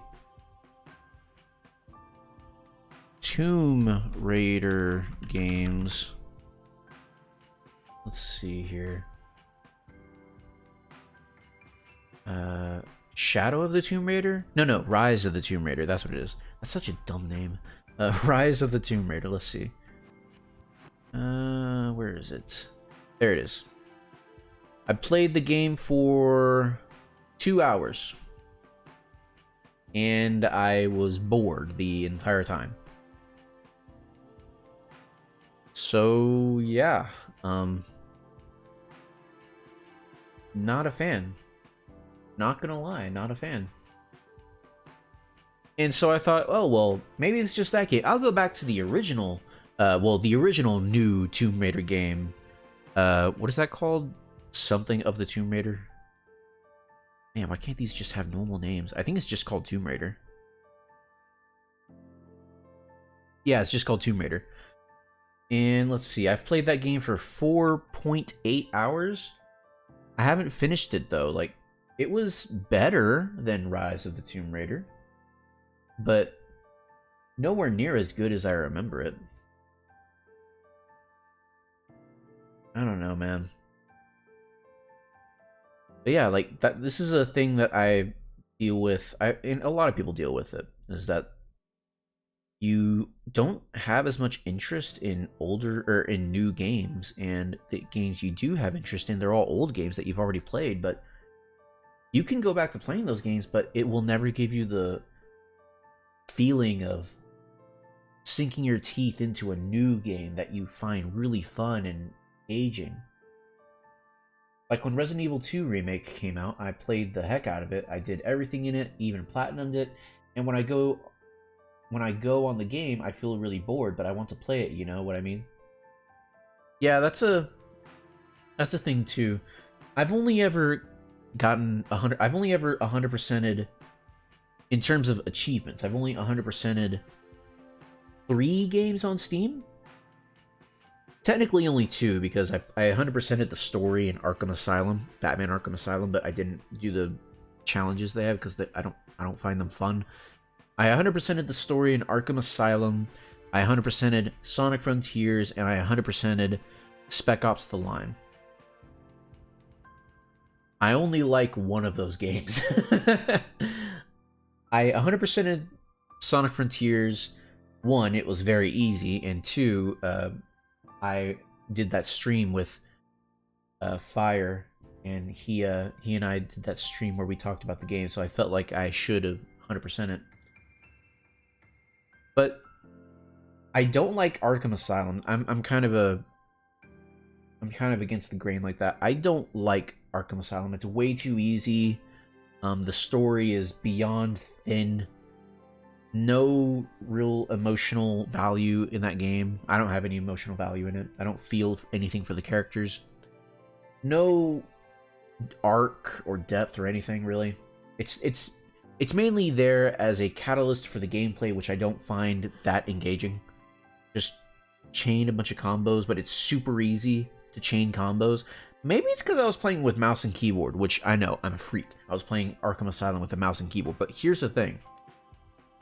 Mouse and keyboard makes it super easy because you can move the camera with the mouse and you always have your hand on the mouse. It's not like a controller where you have to take your hand, your thumb off of the right stick to move to punch, and then you need to take your finger off of the punch button to move the camera. Like with PC, you can do both at the same time, and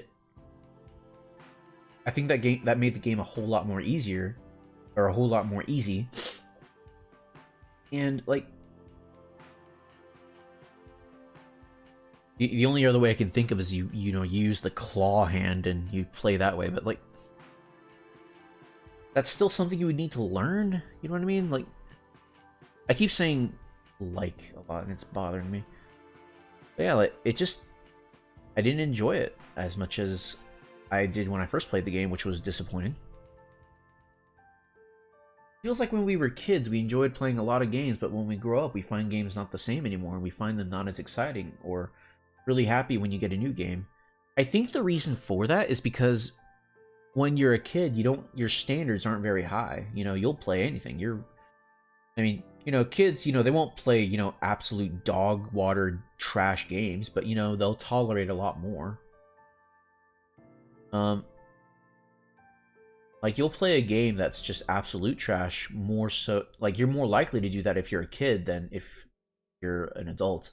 Adults will most likely, put that down and not play it again. Like, if I was a kid, I would have been absolutely enamored with Rise of the Tomb Raider. In fact, that might be why I really liked the first new Tomb Raider, excuse me. Because I just really liked it as a kid. But now I'm like, it's alright. I think it's because I'm more discerning with my taste and standards in games. And I can actually articulate what I find valuable and what I don't find valuable in games. Being able to articulate something like that carves into the valley of good and bad hard. Once you can voice your thoughts, you can identify them successfully. That makes it even easier to identify stuff like on the fly, like in the moment. So when I'm playing a game and I see one of those things I don't like, I'm like, oh no. And then I see the game, it follows through with that and it becomes even worse. I'm like, oh no, don't do this, no. Also, one thing I just thought about. If y'all don't play on Steam, if you don't know, Steam's refund policy is terrible. It's awful. If you play a game, and you play it, and you don't like it, and you want to return it, well, on Steam, you can only return it. Well, hold on, let's go to real life, like physical games. If you buy a game from GameStop, right? You play it, you don't like it, I think you have 2 weeks to return it. I'd have to get a reminder on that because it's been a while since I returned a game to GameStop. I think it's 2 weeks. It could just be a week, but even if it's a week, that's still a better deal than Steam, because even if you could play that game for literally every day and decide I don't like it and take it back and get a refund, as long as it's a used game and you have the receipt. But even if you don't have the receipt, they probably have your purchase in their system and they can refund you anyway. The only time they will not do this is if it's a new game and you've taken it out of the plastic. They will not do that because it is no longer new. They cannot sell it for new. You have lowered the price because it is now used. But even then, like, just wait for a used game to come out, and if you decide you like it, then return it and buy it new if you really want to support the devs, which I encourage that. So here's the thing. That's a good system for GameStop. I mean, maybe it's not. Maybe that's why their business is failing. But on Steam, you buy a game, you have 2 weeks to return it. Okay, cool. Unless you play it for more than 2 hours. Now I ask you,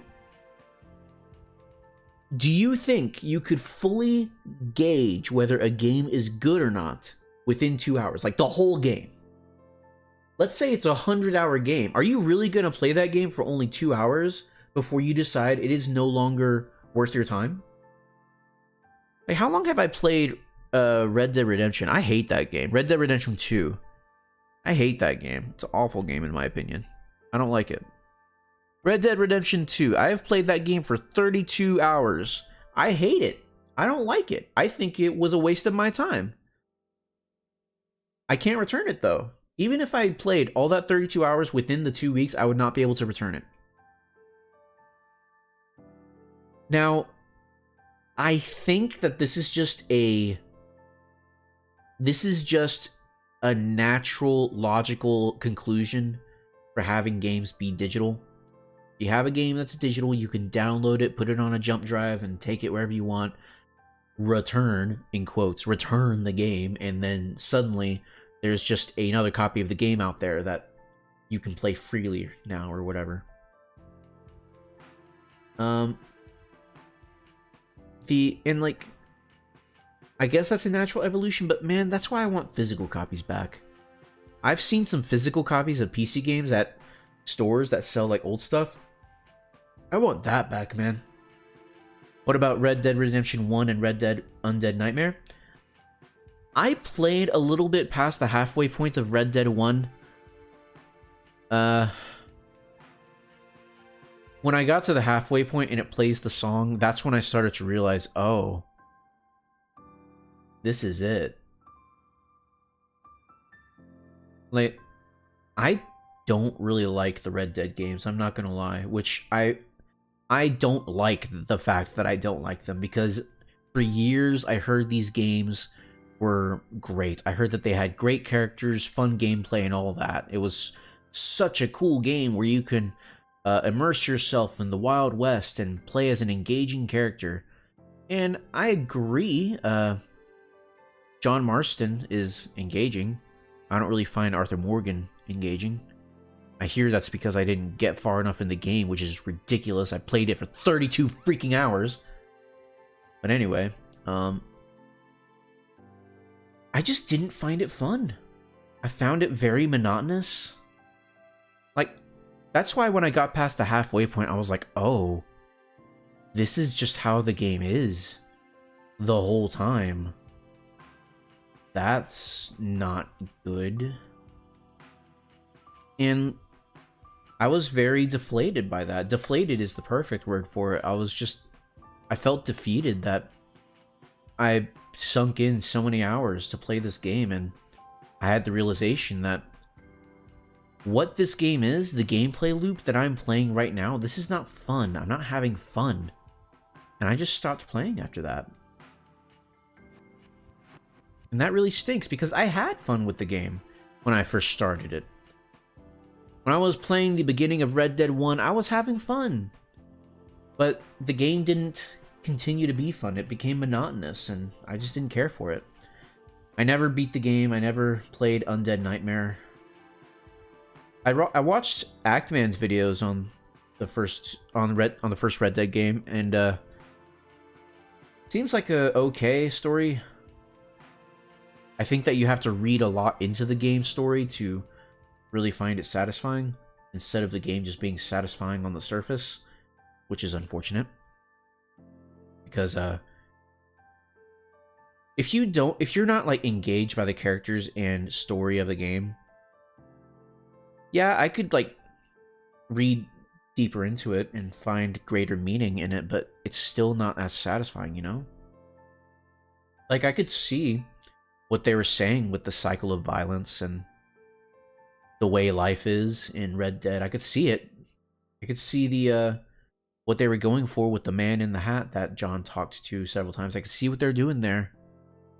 And it's interesting, but I just don't find it satisfying, which to me myself, I find it disappointing that I was disappointed by that game.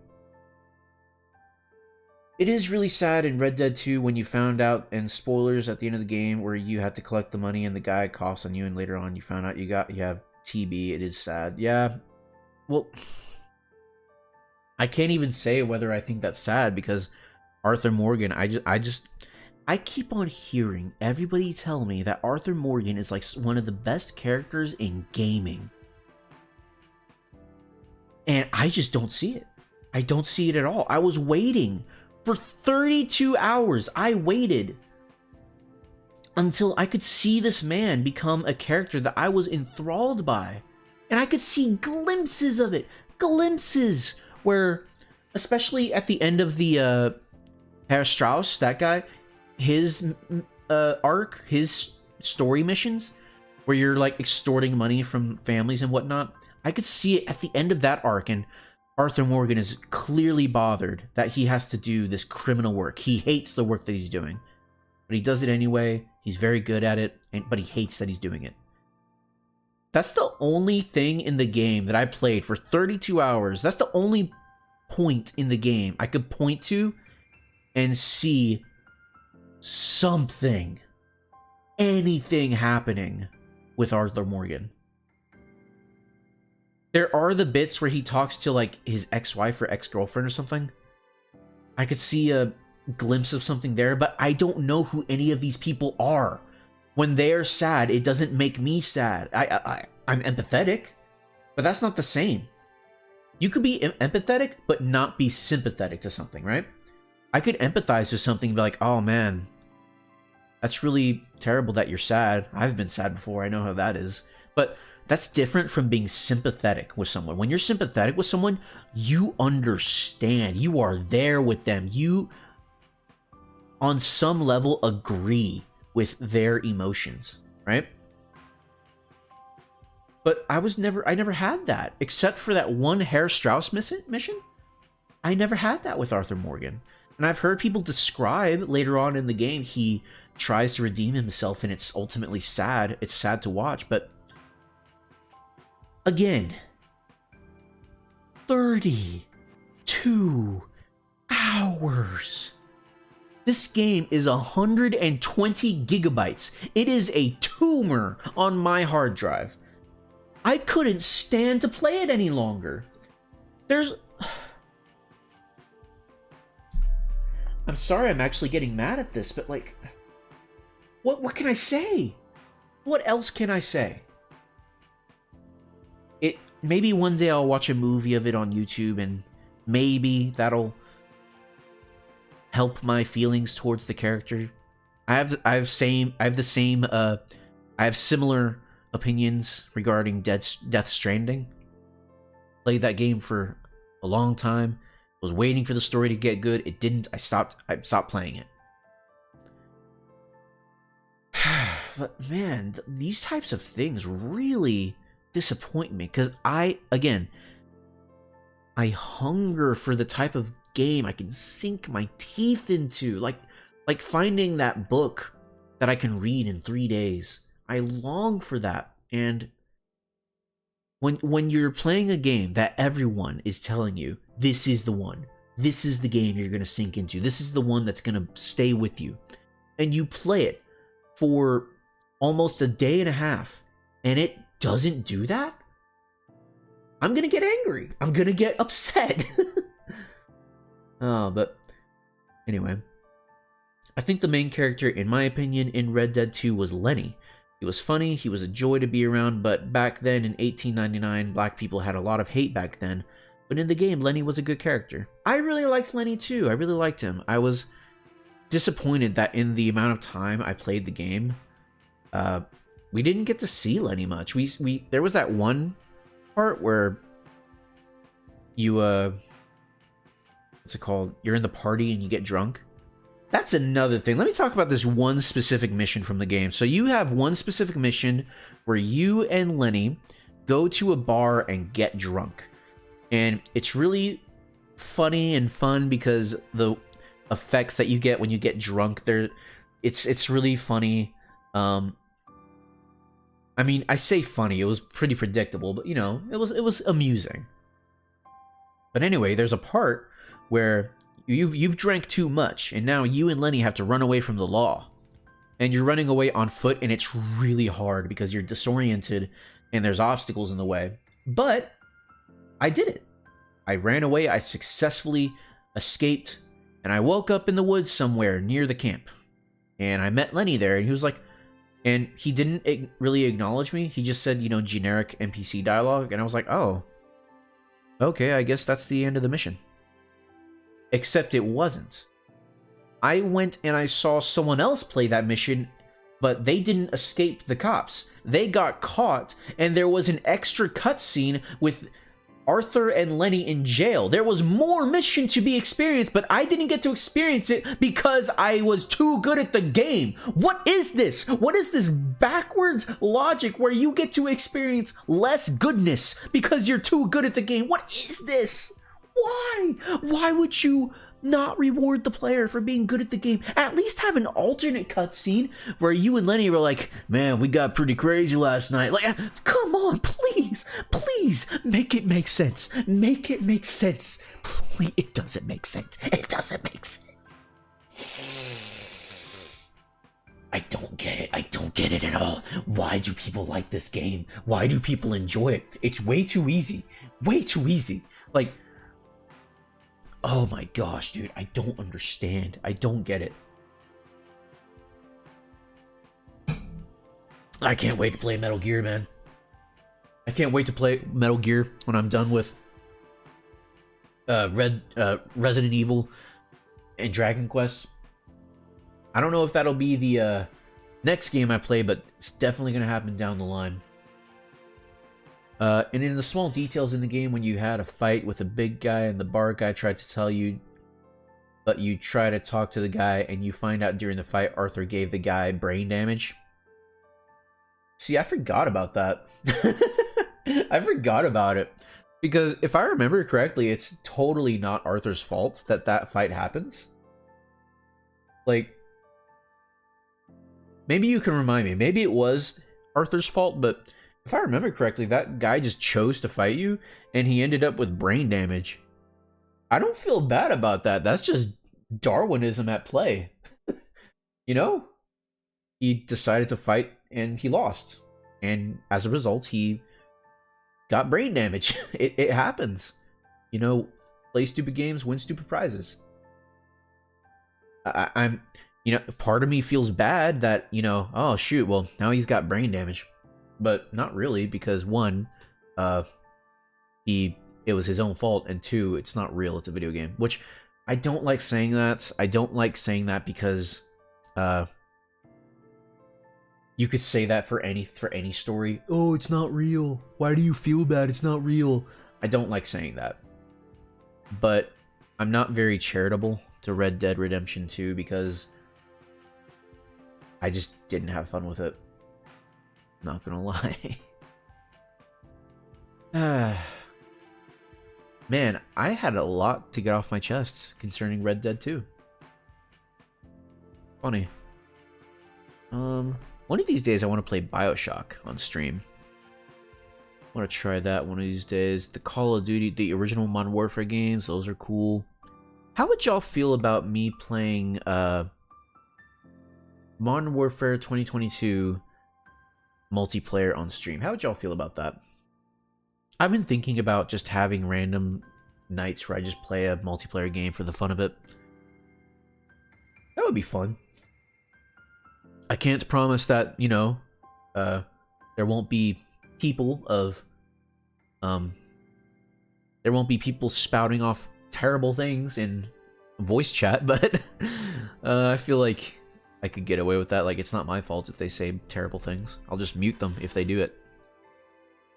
Unless it's funny. Unless it's funny. If it's funny, they're not getting muted. Oh man, I love talking trash. Especially, I say especially in Modern Warfare 2022, that's the only game I can talk trash in nowadays. No one has their mics on in PC games. That's the one thing console has over PC. No one freaking talks in PC games. Nobody. I don't know what it is. I really don't. Everyone says, oh, people don't talk because there's Discord now. People didn't talk before that. Oh, well, people don't talk because there was TeamSpeak and Skype. Like, no, that's not the thing. There's no one running in parties. Like, what about the individual players, the solo players, the ones who are just playing by themselves? They're not in a party. They're not in a Discord call. They're not streaming. Like, what about them? Why aren't they talking? I don't know. I really don't know. Maybe it's because they don't own a mic. Maybe it's because you don't get a mic with your PC. Maybe that's it. I don't know. I really don't. I don't even think it's that, because you get earphones when you buy a phone, and those have mics in it. Like, headphones with microphones are really not that expensive. That was one thing I understood, or I came to understand when I got in PC gaming. Here's the thing. In console gaming, let's say you wanted earphones, headphones for your console. Well, you don't want to get headphones just because you want headphones. You want it to be good headphones. You want to hear, like, the echo of a cave when you step into a cave in a video game. Well, if you want that, you got to get fancy schmancy headphones that cost like $60 or something. and maybe you can get one that costs 80 and has a microphone on it. Like, what was the deal with that? What was the deal with that? Why did we have to do that? Why couldn't we just get normal headphones? And then I got into PC gaming. I was like, oh well, here's some normal headphones. It's like $20, and here you go. It has a good sound and it has a microphone on it. Go crazy.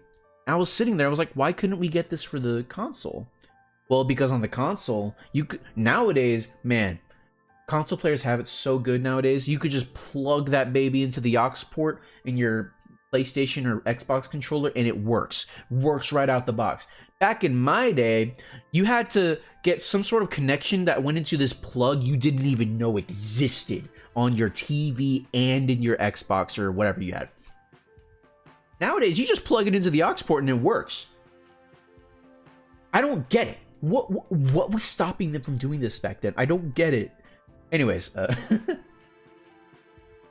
would be funny if you were at a Christmas gathering and your dad said to your brother, said, "Son, what game did you enjoy playing?" And he said Red Dead Redemption 2, and then you get up and start shouting about the game and how much you hated it.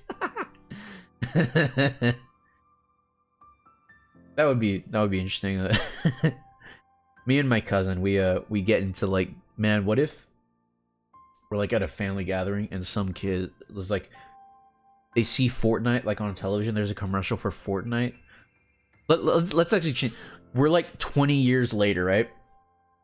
And there's someone's watching like Endgame, right? Avengers Endgame.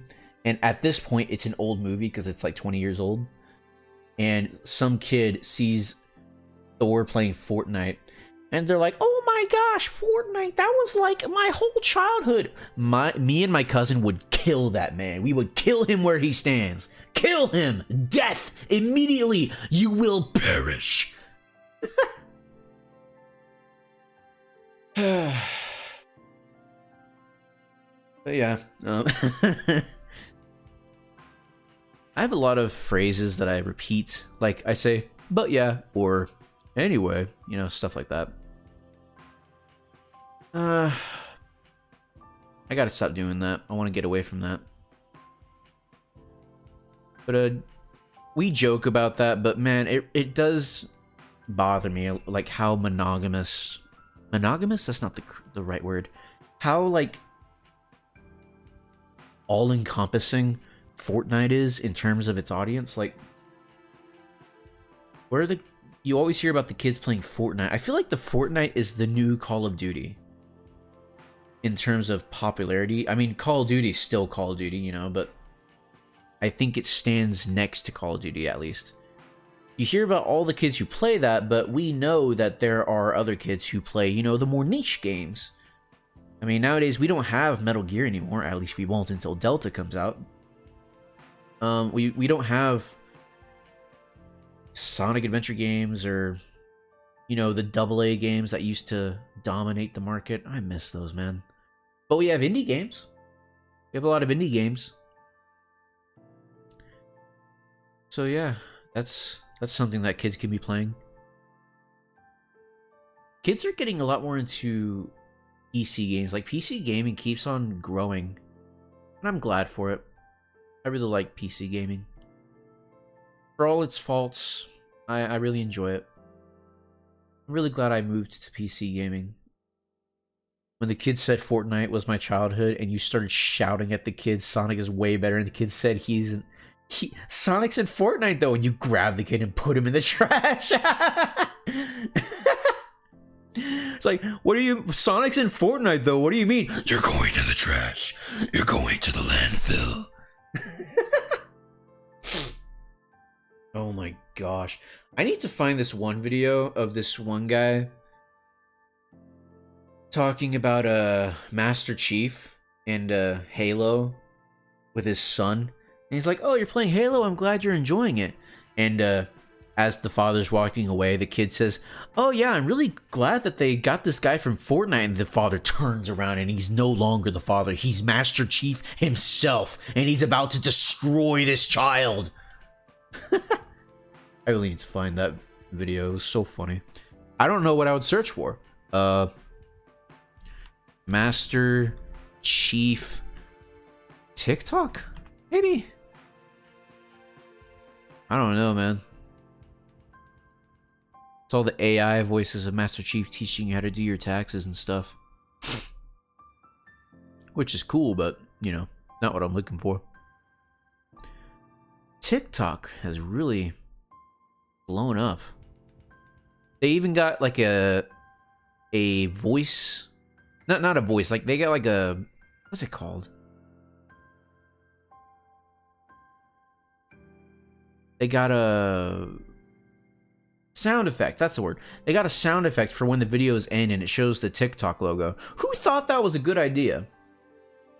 Who thought that it was a good idea to end every video with the same sound effect no matter the clip? What if it ruins the tone of the clip? What if it is way too loud, like the video is balanced incorrectly, so you turn up the volume and then the sound effect comes and it's way too loud? What?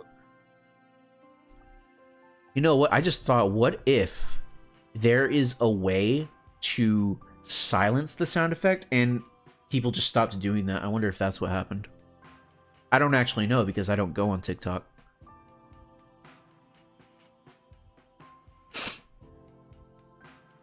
But yeah.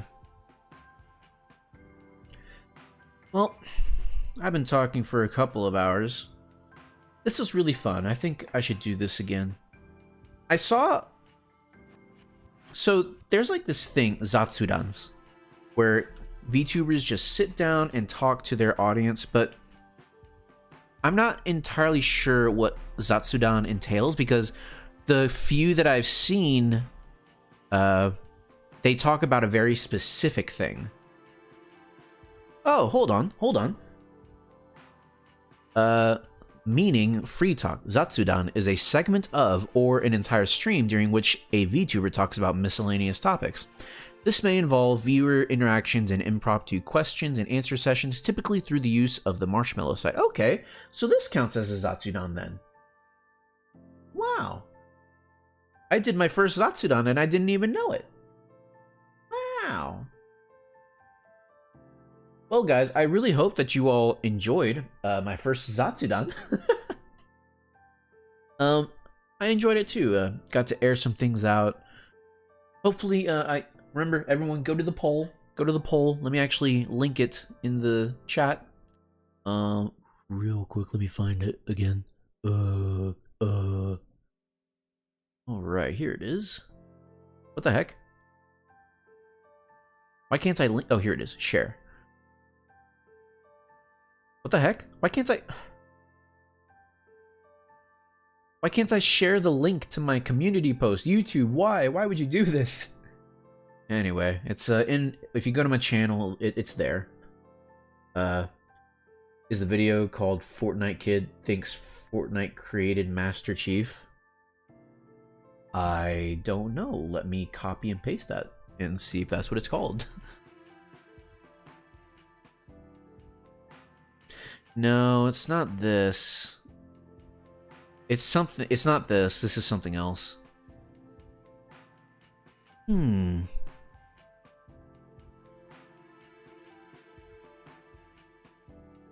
Yeah, it's none of these. I don't see it.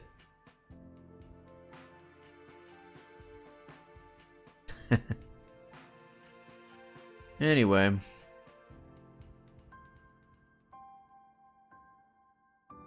Yeah, I don't see it. But it's a funny video. Maybe one day I'll see it and I'll show you guys. Yeah, I'm really glad that we had this first Zatsudan, guys. A very successful first Zatsudan. Thank you for everyone who joined my first Zatsudan. I didn't even get to finish my soda. Let me finish it real quick.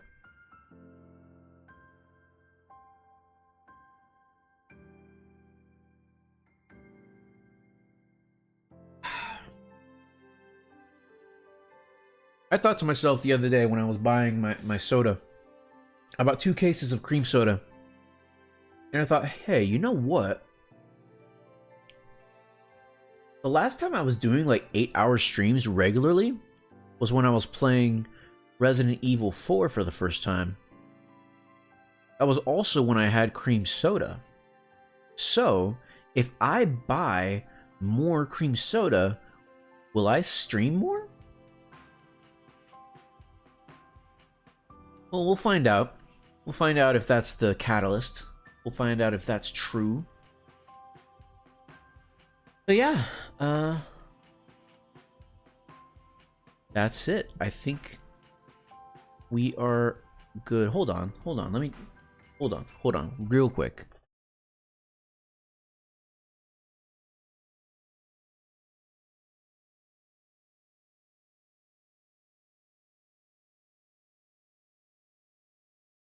Okay, never mind. I thought I found the right video, but it wasn't it. Anyway, I'm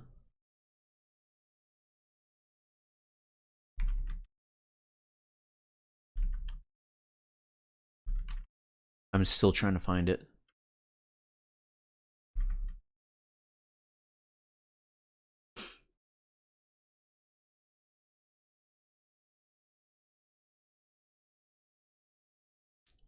I will say this. I think you all, I mentioned it earlier tonight, how the Russian Badger, his video convinced me to go play the new Modern Warfare 2, and I absolutely believe y'all should go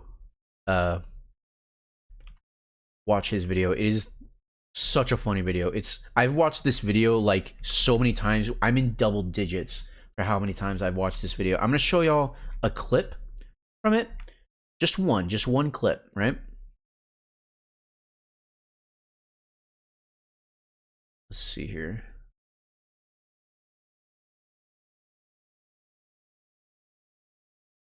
All right, I want to show y'all one clip. That's it. Not going to show you any more. And I'm going to post the link to this video in the chat so that y'all can get the link and watch it. In fact, let me do that now. Just going to spam it in chat a bit. All right.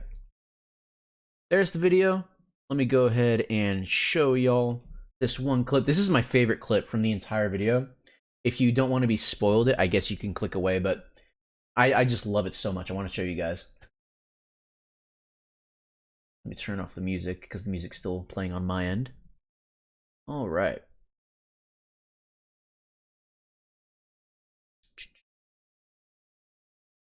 Head on over. Firefox is still doing this weird thing where it like flickers. I don't know what that is, but anyways, let's watch this video. Shoot, it's still muted. Anyway. 9mm from an AC-130. Now that I'm thinking about it, you should be listening to my advice about Call of Duty. I'm not skilled enough to give practical advice, and my homies that are skilled enough do nothing but spew misinformation. That should be entirely regarded as a joke. I don't misinform, I just lie. I wish I was as funny as this guy. Obama threatened his daughter's boyfriend with a drone strike. That what? Based Obama. Based Obama, he did that. Based Obama, he did that. He did that. I'll hellfire you on God, Obama. He was like, "That's your house, right?" He spun that monitor around like. You mean to tell me that you have You to can get get 5 kills for a drone strike? or a drone strike. Not when you're me. Barack Obama unironically threatened. I love how they're like drone strike backed his into the daughter's corner of a shipment container. According to the It internet, really it happened. really At, like, the happened. State of the Union address. I'm sure you're a fine young man. But Did y'all just cut his bit 2 words in? God I'm leaving. Are we vetoing bits now? Can we just do that? That's my favorite guy in this whole thing. His name's Heavenly. I love that guy. Someone's story is not funny like 25% of the way through and you cut it off. You literally just say shut up. You skip dialogue options. That shit was 2%. 2% in, bro. No, y'all like, cut his mic, cut his mic, cut his mic. Bro, did he get awful behind? I didn't mean to him, bro. I didn't mean to hurt bro's feelings.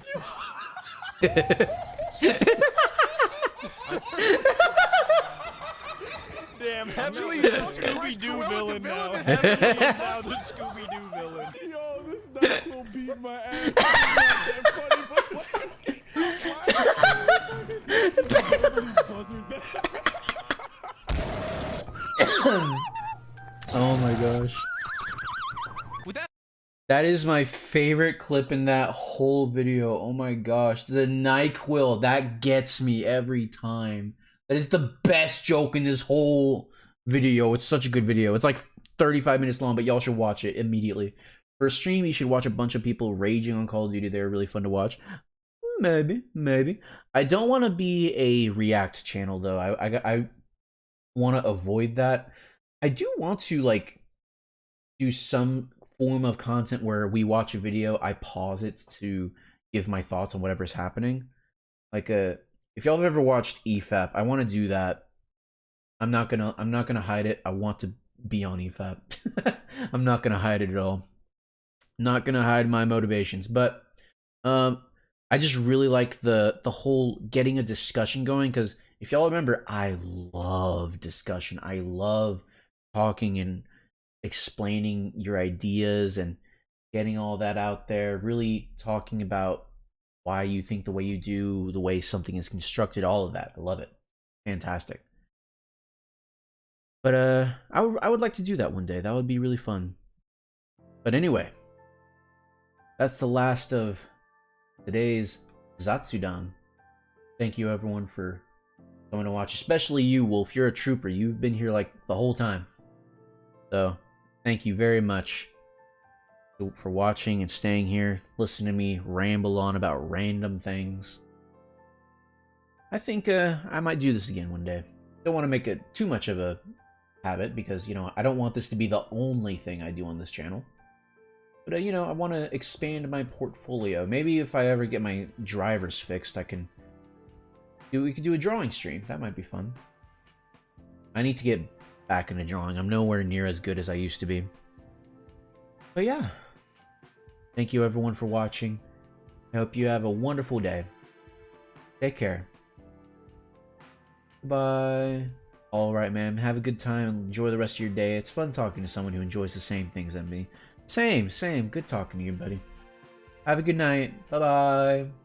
Bye-bye. Bye-bye.